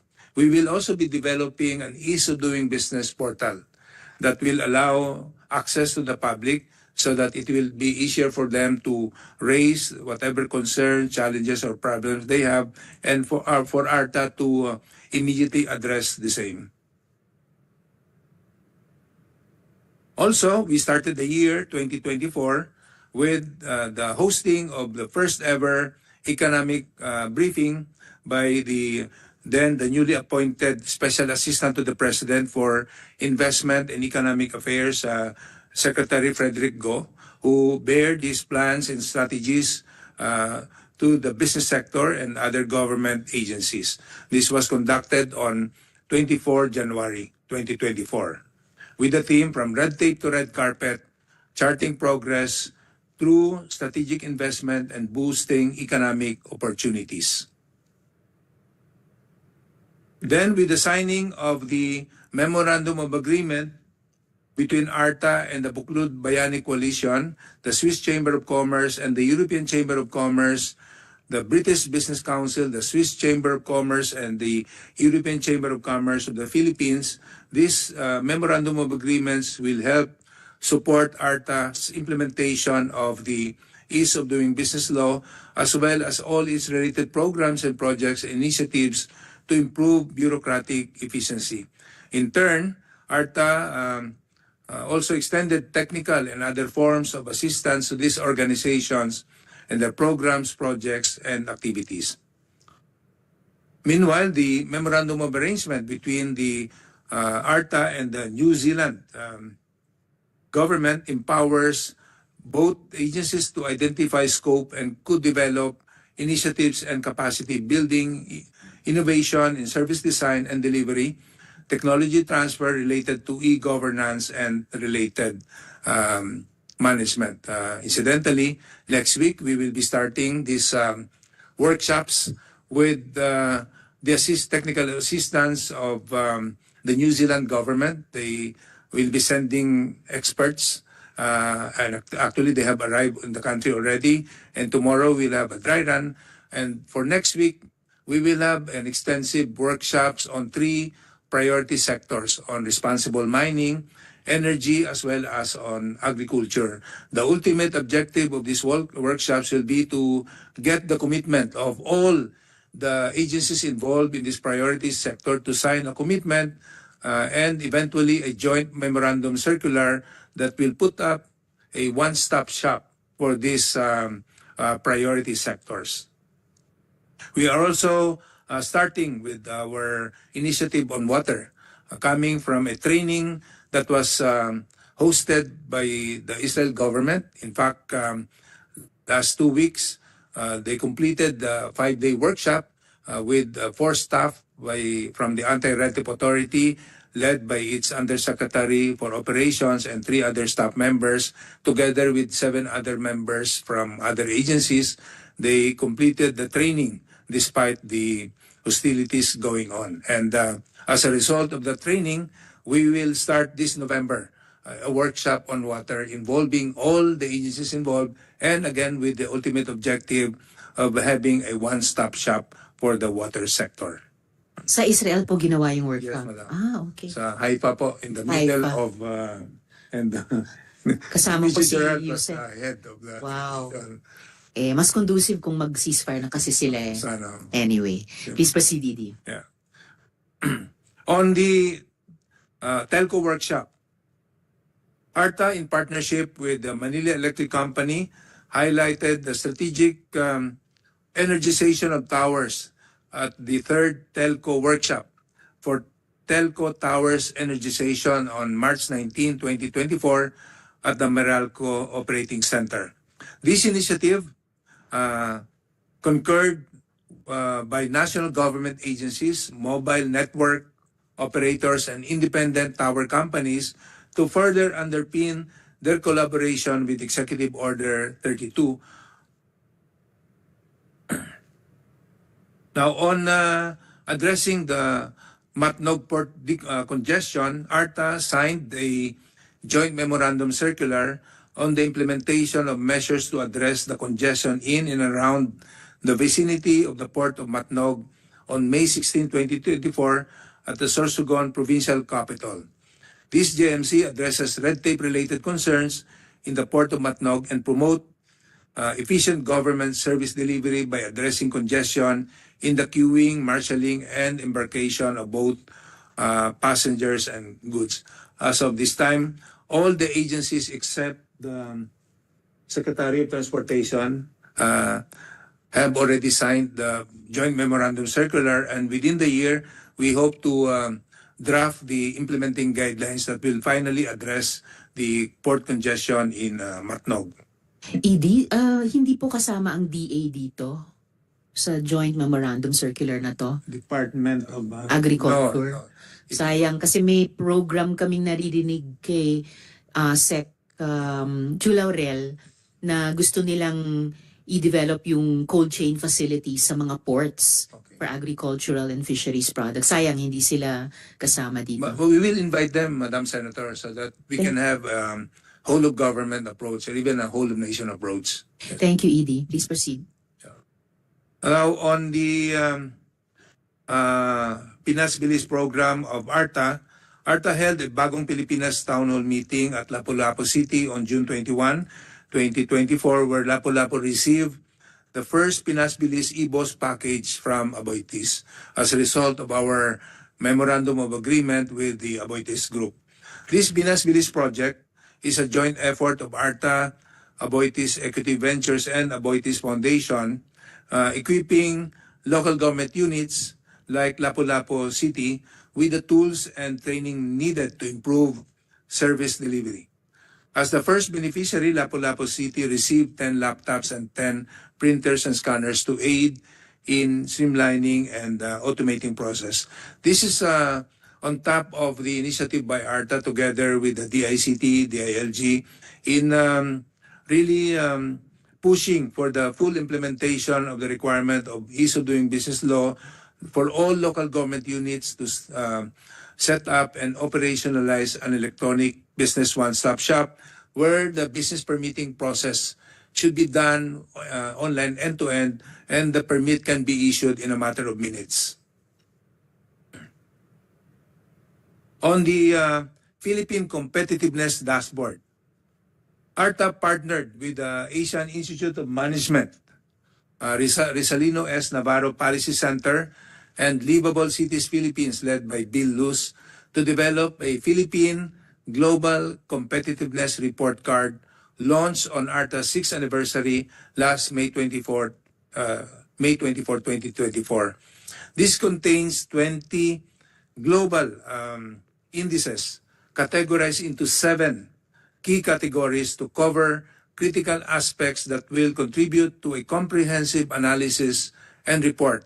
And these are general, digital, education, talent and innovation, energy and environment, governance, health and nutrition, and number 7, trade. This collaboration examines industry strengths, economic trends, and areas for improvement for the second phase of implementation. This report can really serve as a reference in strategic planning, policy formulation, and implementation of initiatives in both public and private sectors. Actually, we thought of this initiative because of our poor competitiveness ranking. In the recently issued, while we have seen improvement, there is so much need for further improvement, and the best way to have that much desired improvement in our competitiveness ranking is to monitor and consolidate all those competitiveness rankings being done by various government organizations such as the World Bank, United Nations, the Portulan Institute, the World Intellectual Property Organization, the International Institute of Management Development, and the International Institute of Management Development.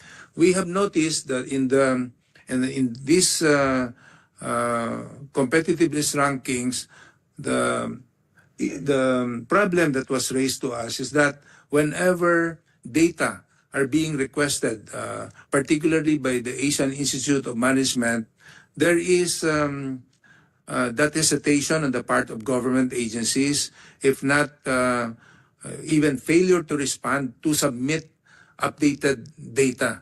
So with this initiative, with ARTA at the forefront of this, with our mandate to interconnect government agencies with a compelling power, we can really direct government agencies to respond to surveys with more accurate and updated data that will hopefully improve our ranking by the next result.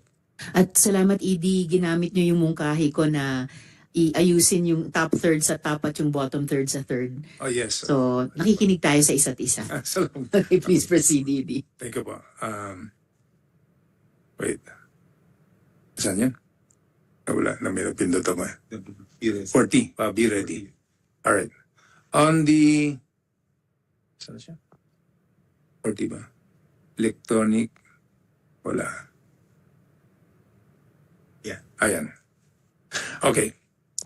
On the Business Be Ready report, a World Bank major initiative or flagship report that evaluates the businesses in investment climate worldwide, this actually replaces the annual doing business report that the World Bank used to conduct until its suspension in September 2021.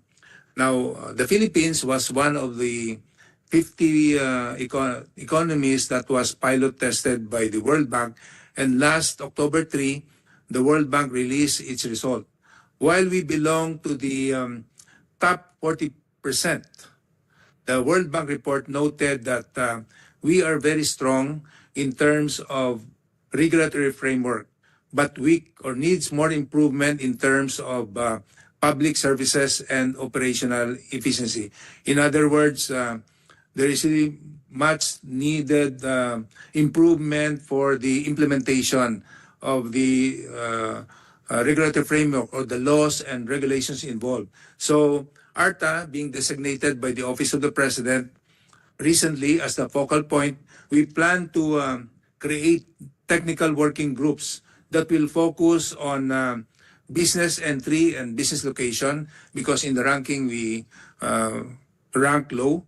We will also be creating a technical working group on utility services, labor, financial services, international trade and taxation, and on closing a business or business insolvency.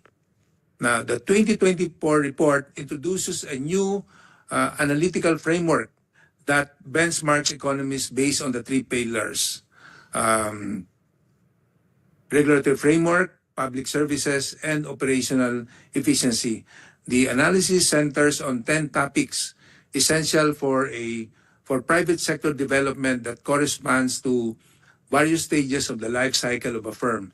The report also offers insights into the three cross-cutting themes that are relevant for modern economies. And these are digital adoption, environmental sustainability, and gender. Be-Ready draws on a robust data collection process that includes specially tailored expert questionnaires and firm-level surveys. The 2024 report, which covers 50 economies, serves as the first in a series that will expand in geographical coverage and refine its methodology over time, supporting reform advocacy, policy guidance, and further analysis and research. And this is probably where ARTA will need much additional budget support in order to improve our ranking from the top 40%, hopefully, to the top 20%. Saka ED, this is very interesting. First time ko yata narinig kasama sa 10 topic areas sa ganitong klasing report, isinama yung, you mentioned labor, environmental sustainability, gender. So, kahit and syempre, may built-in bias dahil it's a World Bank report, but still, para sa akin, significant binanggit yung tatlong topic areas na yun. Initially, ano yung appreciation ng ARTA about those 3 topic areas sa paghahandaan yung gamitin ng bansa natin ang report na to? We welcome this development, and in fact, Madam Senator, we will be creating technical working groups composed of all the agencies involved in this particular sector on labor and gender, Madam Senator. At saka yung envy sustainability. Yes. Okay, maraming salamat po. Please proceed. Thank you. Now, continuing, of course, we welcome the being ranked in the top 40% of the 50 economies. Just to proceed, the World Bank identifies a country in the second quintile, meaning that a group of economies that exhibit strong performance but also show potential for environment. This ranking underscores the country's progress in fostering a more conducive business environment, with the Philippines securing 16th place in the regulatory framework pillar, reflecting the administration's success in establishing a clear and effective rules and regulations that support business operations from startup to closure.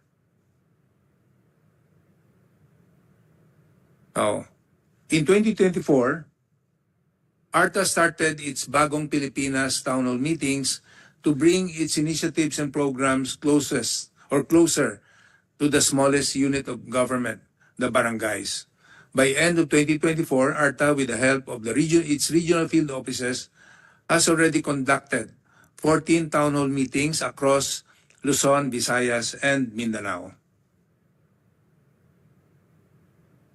On electronic business one-stop shop, through continuous inspection and provision of assistance to local government units in establishing a fully digitalized and streamlined electronic business one-stop shop, ARTA has brought a total of fully compliant LGUs to 39 as of June 2024, but as of October 4, 2024, 97 LGUs are already fully compliant with EBOS, 66 of which have already received their seals, plaques, and certificates of EBOS commendation. Our target is to have at least 100 local government units to be recognized this year.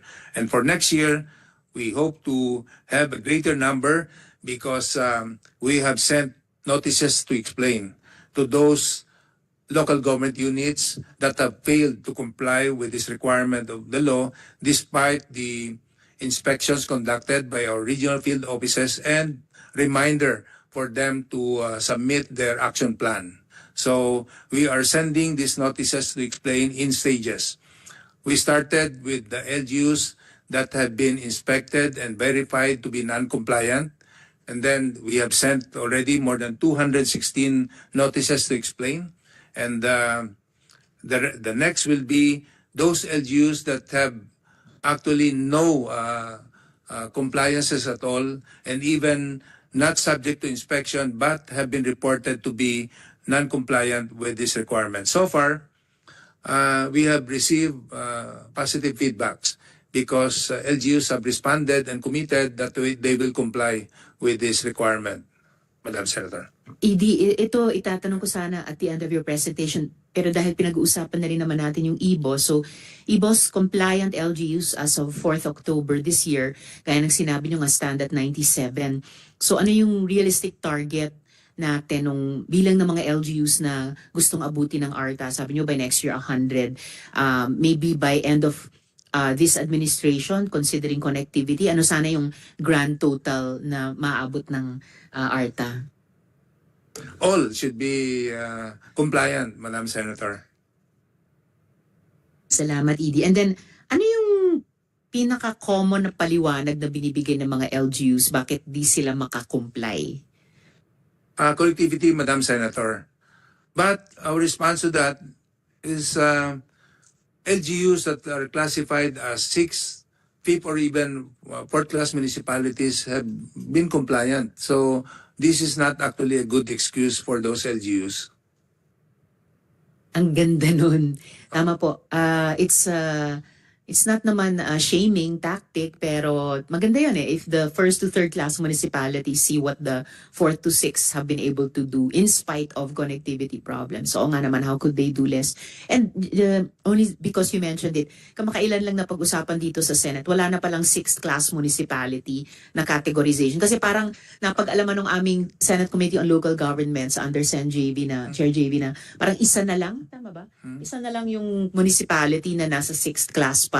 So ginawa na lang lahat ng pinaka nasa lower level of evolution as 5th class municipality. So ano lang, hindi naman trivia but ma-share lang mula sa aming plenary deliberations. Please proceed, Edie. Thank you, Madam Senator.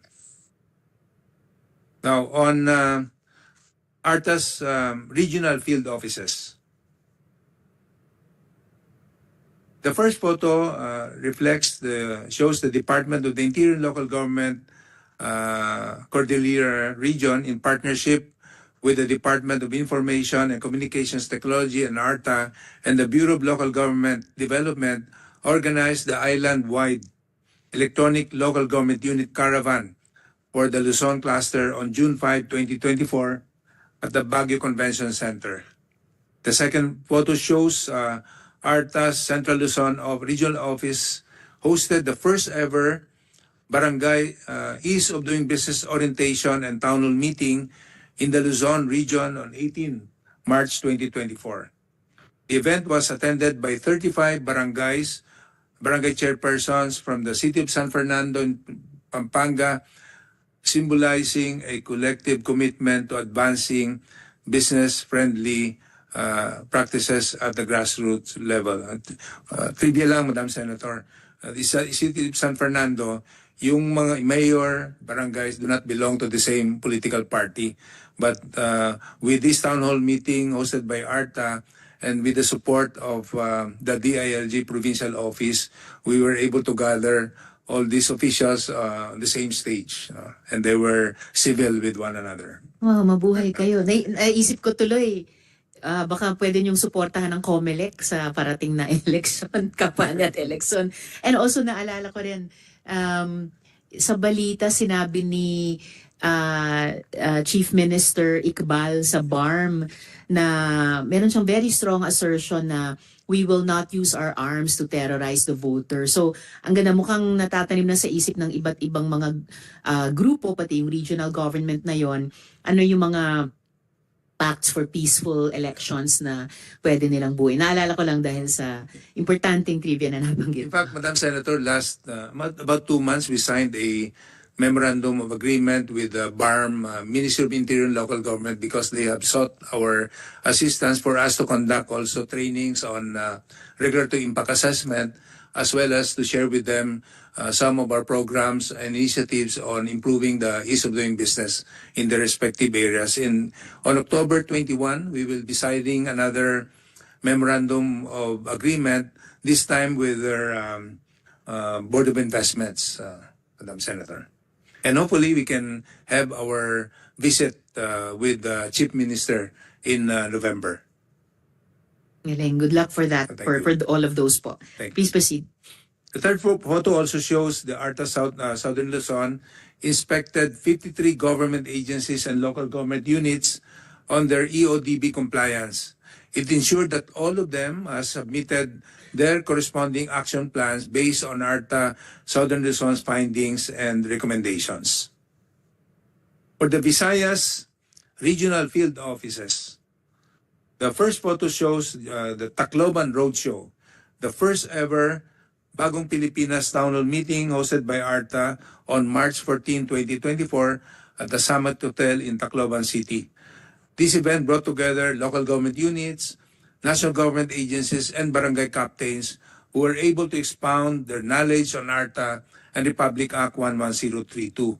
The second photo also shows the local government of Imamaylan City was commended on 25 June 2024 for being the first local government unit in Western Visayas to achieve full compliance with the Electronic Business One-Stop Shop. The IBO's commendation for Pabia Iloilo followed the day after, or on June 26. For the Mindanao regional field offices, first photo shows on April 4 to 5, ARTA visited the municipalities of Manolo Fortich, Bukidnon, Hasaan, Misamis Oriental, and Ginsiliban, Camiguin. On May 21 to 22, I also visited Malaybalay City, Bukidnon, Tagaluan, Misamis Oriental, and El Salvador City, Misamis Oriental. We personally awarded the ARTA certificates of commendation to the said LGUs for complying with the Electronic Business One-Stop Shop requirement as per ARTA DILG DTI DICT Joint Memorandum Circular. Second photo also shows that ARTA was joined by Senator Manny Pacquiao during the General Santos Bagong Pilipinas Town Hall meeting on May 15, 2024. On the same event, Jensen also received their certificate of commendation for having a fully streamlined and digitalized electronic business one-stop shop. For our 2024 financial performance, ARTA's budget utilization rate for the current fiscal year is at 47%, while the disbursement rate is at 72%.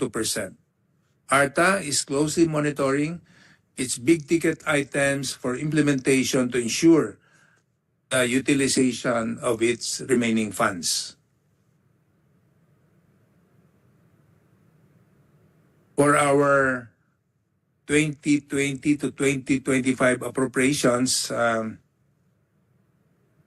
we're happy to show the increasing trend of the net level budget, which undoubtedly shows a positive sign of the government's commitment to cutting bureaucratic red tape.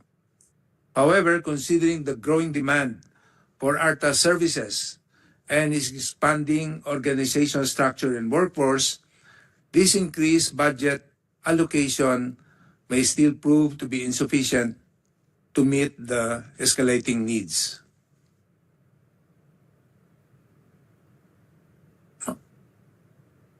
Shown in the slide, in the proposed fiscal year 2025 targets for tiers 1 and 2 as derived from the agency performance measures submitted to DBM. Okay. Number of agencies compliant to the Citizens Charter for Tier 1, 11,176. ED, Yes. particular sa mga LGUs na wala pang Citizens Charter, ano po yung plano para mag-comply sila? Most of the LGUs have already submitted their Citizens Charter, Madam Senator. They belong to the almost 97% compliance rate, Madam. Thank you. Please proceed. Okay. Now, shown on the slide for the proposed fiscal year 2025 targets for Tier 1 and 2 as derived from the agency performance measure submitted to DBM. Now, for Tier 1 level budget, ARTA has been allocated 365,880,000 for the continuous implementation of its existing approved PAPs. In programming these limited funds, ARTA has prioritized allocation for mandatory expenditures of the central and regional field offices. However, upon thorough evaluation of its operational needs vis-a-vis the budget ceiling, it became apparent that only partial of the mandatory expenditures are covered, leaving other critical expenses such as training, other professional services, etc., with insufficient funding. These critical items are then apportioned under the Tier 2 agency request.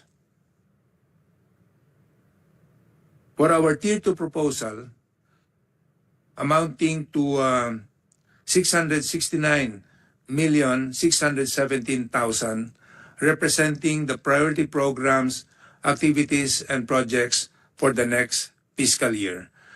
The specific amounts will be discussed as shown in the slides, Madam Senator. For central management and supervision, we request for an additional budget of 327,259,000 to monitor and evaluate compliance to RA 11032, 126,348,000 to institutionalize regulatory management system and EODB reforms, 98,718,000 to provide legal services and public assistance, 117,292,000, or a total of 669,617,000.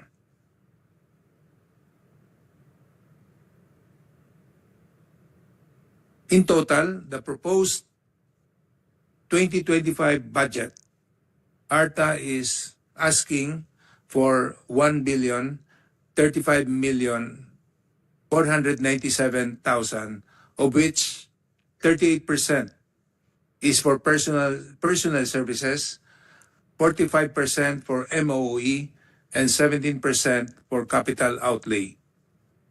This proposal is anchored on the trust and priorities of the administration's 8-point socioeconomic agenda and other socioeconomic development frameworks such as the Ambisyon Natin 2040 and the NEDA PDP 2023-2028, as well as the recently revived World Bank Business Ready Report. The salient features of our proposed 2025 budget are as follows. Additional funding for the continuous operationalization of the major offices in the central office and its 8 regional field offices. Acquisition of permanent office space as well as a training facility for the Central Luzon field office located at the New Clark Government Building Center. We also envision this to be our satellite office in case the big one happens, Madam Senator. Proposed funding for additional plantilla positions and organizational units supporting the agency's thrust and priority of expansion by next fiscal year. institutionalization and realization of internal and external ICT projects and expenditures in support of the national government's digitalization drive. Institutionalization of ARTA's Transformation Hub, we call the Sulong Bagong Pilipinas, which aims to help national government agencies and local government units to reduce red tape, improve transaction systems, and re-engineer their procedures. Proposed funding for overtime services of its rank and file employees and special counsel allowance for attorneys' attendance to court hearings. Continuation and expansion of projects for streamlining, digitalization, re-engineering, and other EODB initiatives such as the National Policy on Regulatory Management System, the Artemis, PBRIS, etc. Dedicated budget for the regional field offices to implement the major programs, activities, and projects of the agency such as the conduct of town hall meetings, on-site inspections, EBOS validations, commendations, orientations, trainings, surveillance, and investigation. We feel, Madam Senator, that our 8 existing regional offices composed of 7 plantilla positions are simply not sufficient for us to cover the whole country. If we may share, during the budget deliberation in the House, there was a recommendation from our sponsor in the House, Sino pala yung sponsor nyo doon, ED? si Congressman Bongalon.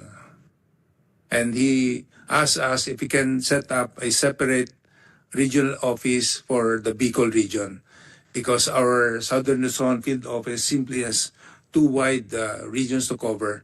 So hopefully if we can have a separate region for the Bicol region, then that will really help us. At ano yung response nung sponsor nyo sa House dun sa Tier 2? Aaksyonan ba niya? I think so, yes, Madam Senator. Kasi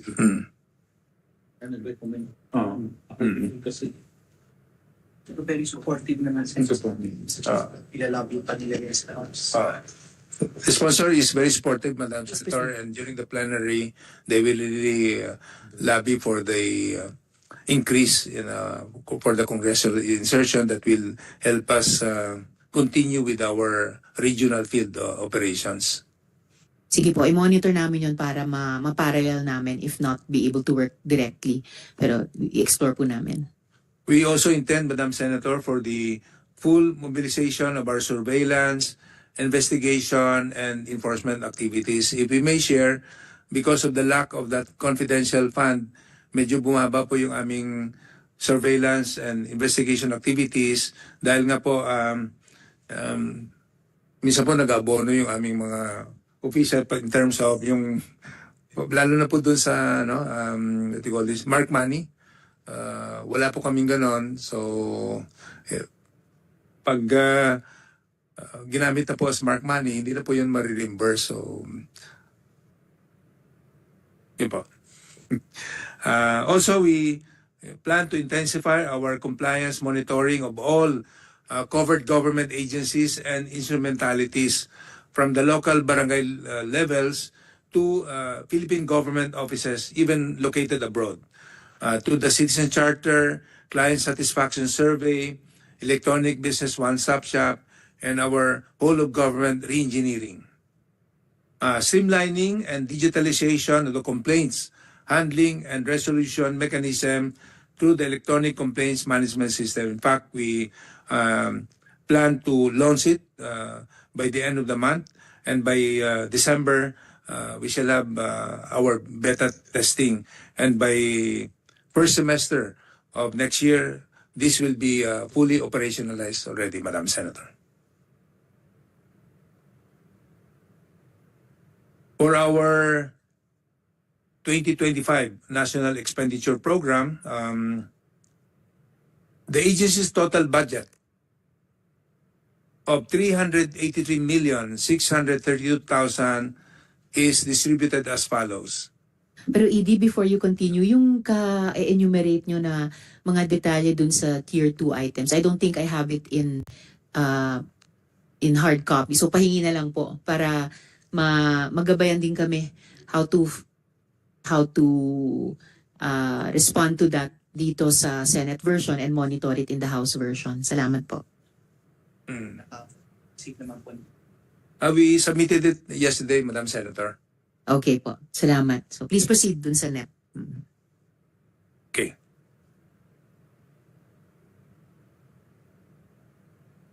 Continue, Madam Senator. The distribution is as follows: 48.38% for personal services, 46.91% for maintenance and other operating expenses, and 4.71% for capital outlay. Shown in the slide are the performance indicators of ARTA based on its approved Prexy structure alongside the fiscal year 2025 NEF level targets.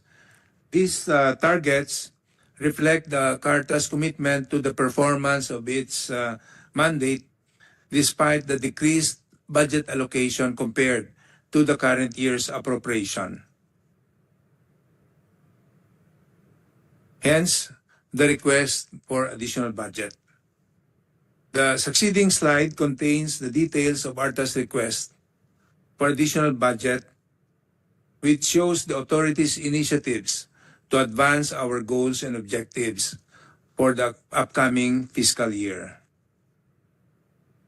Shown in this slide is ARTA's adjusted fiscal targets for fiscal year 2025. Should its request for additional budget be granted in totality. 3 of the authority's performance indicators will be increased accordingly, with 2 of doubling in amount.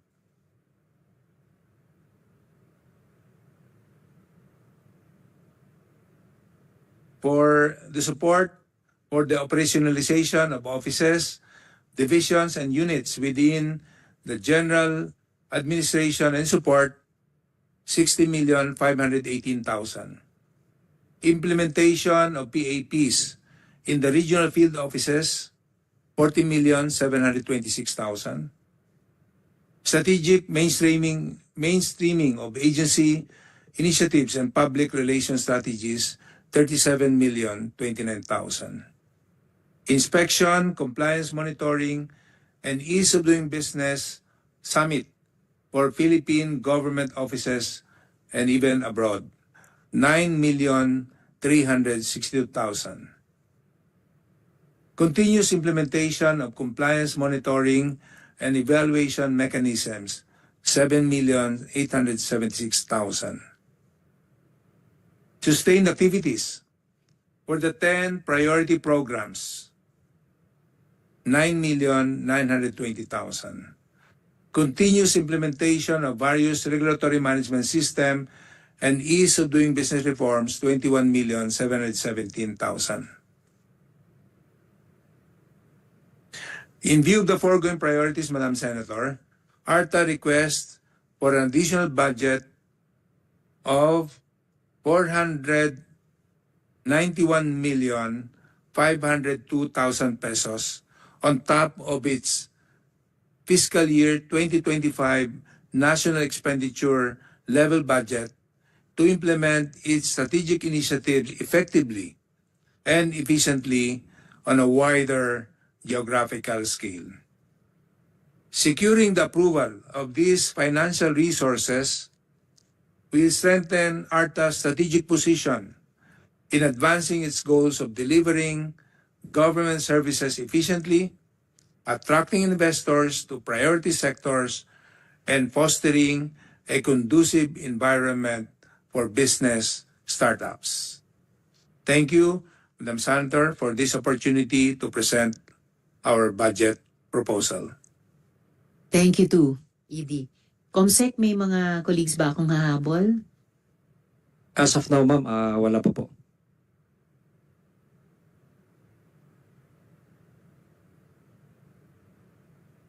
That being the case, and without prejudice na makapagtanong yung mga colleagues ko sa plenary, the budget of the Anti-Red Tape Authority is deemed submitted. This hearing is suspended. Mabuhay po. Thank you very much, Madam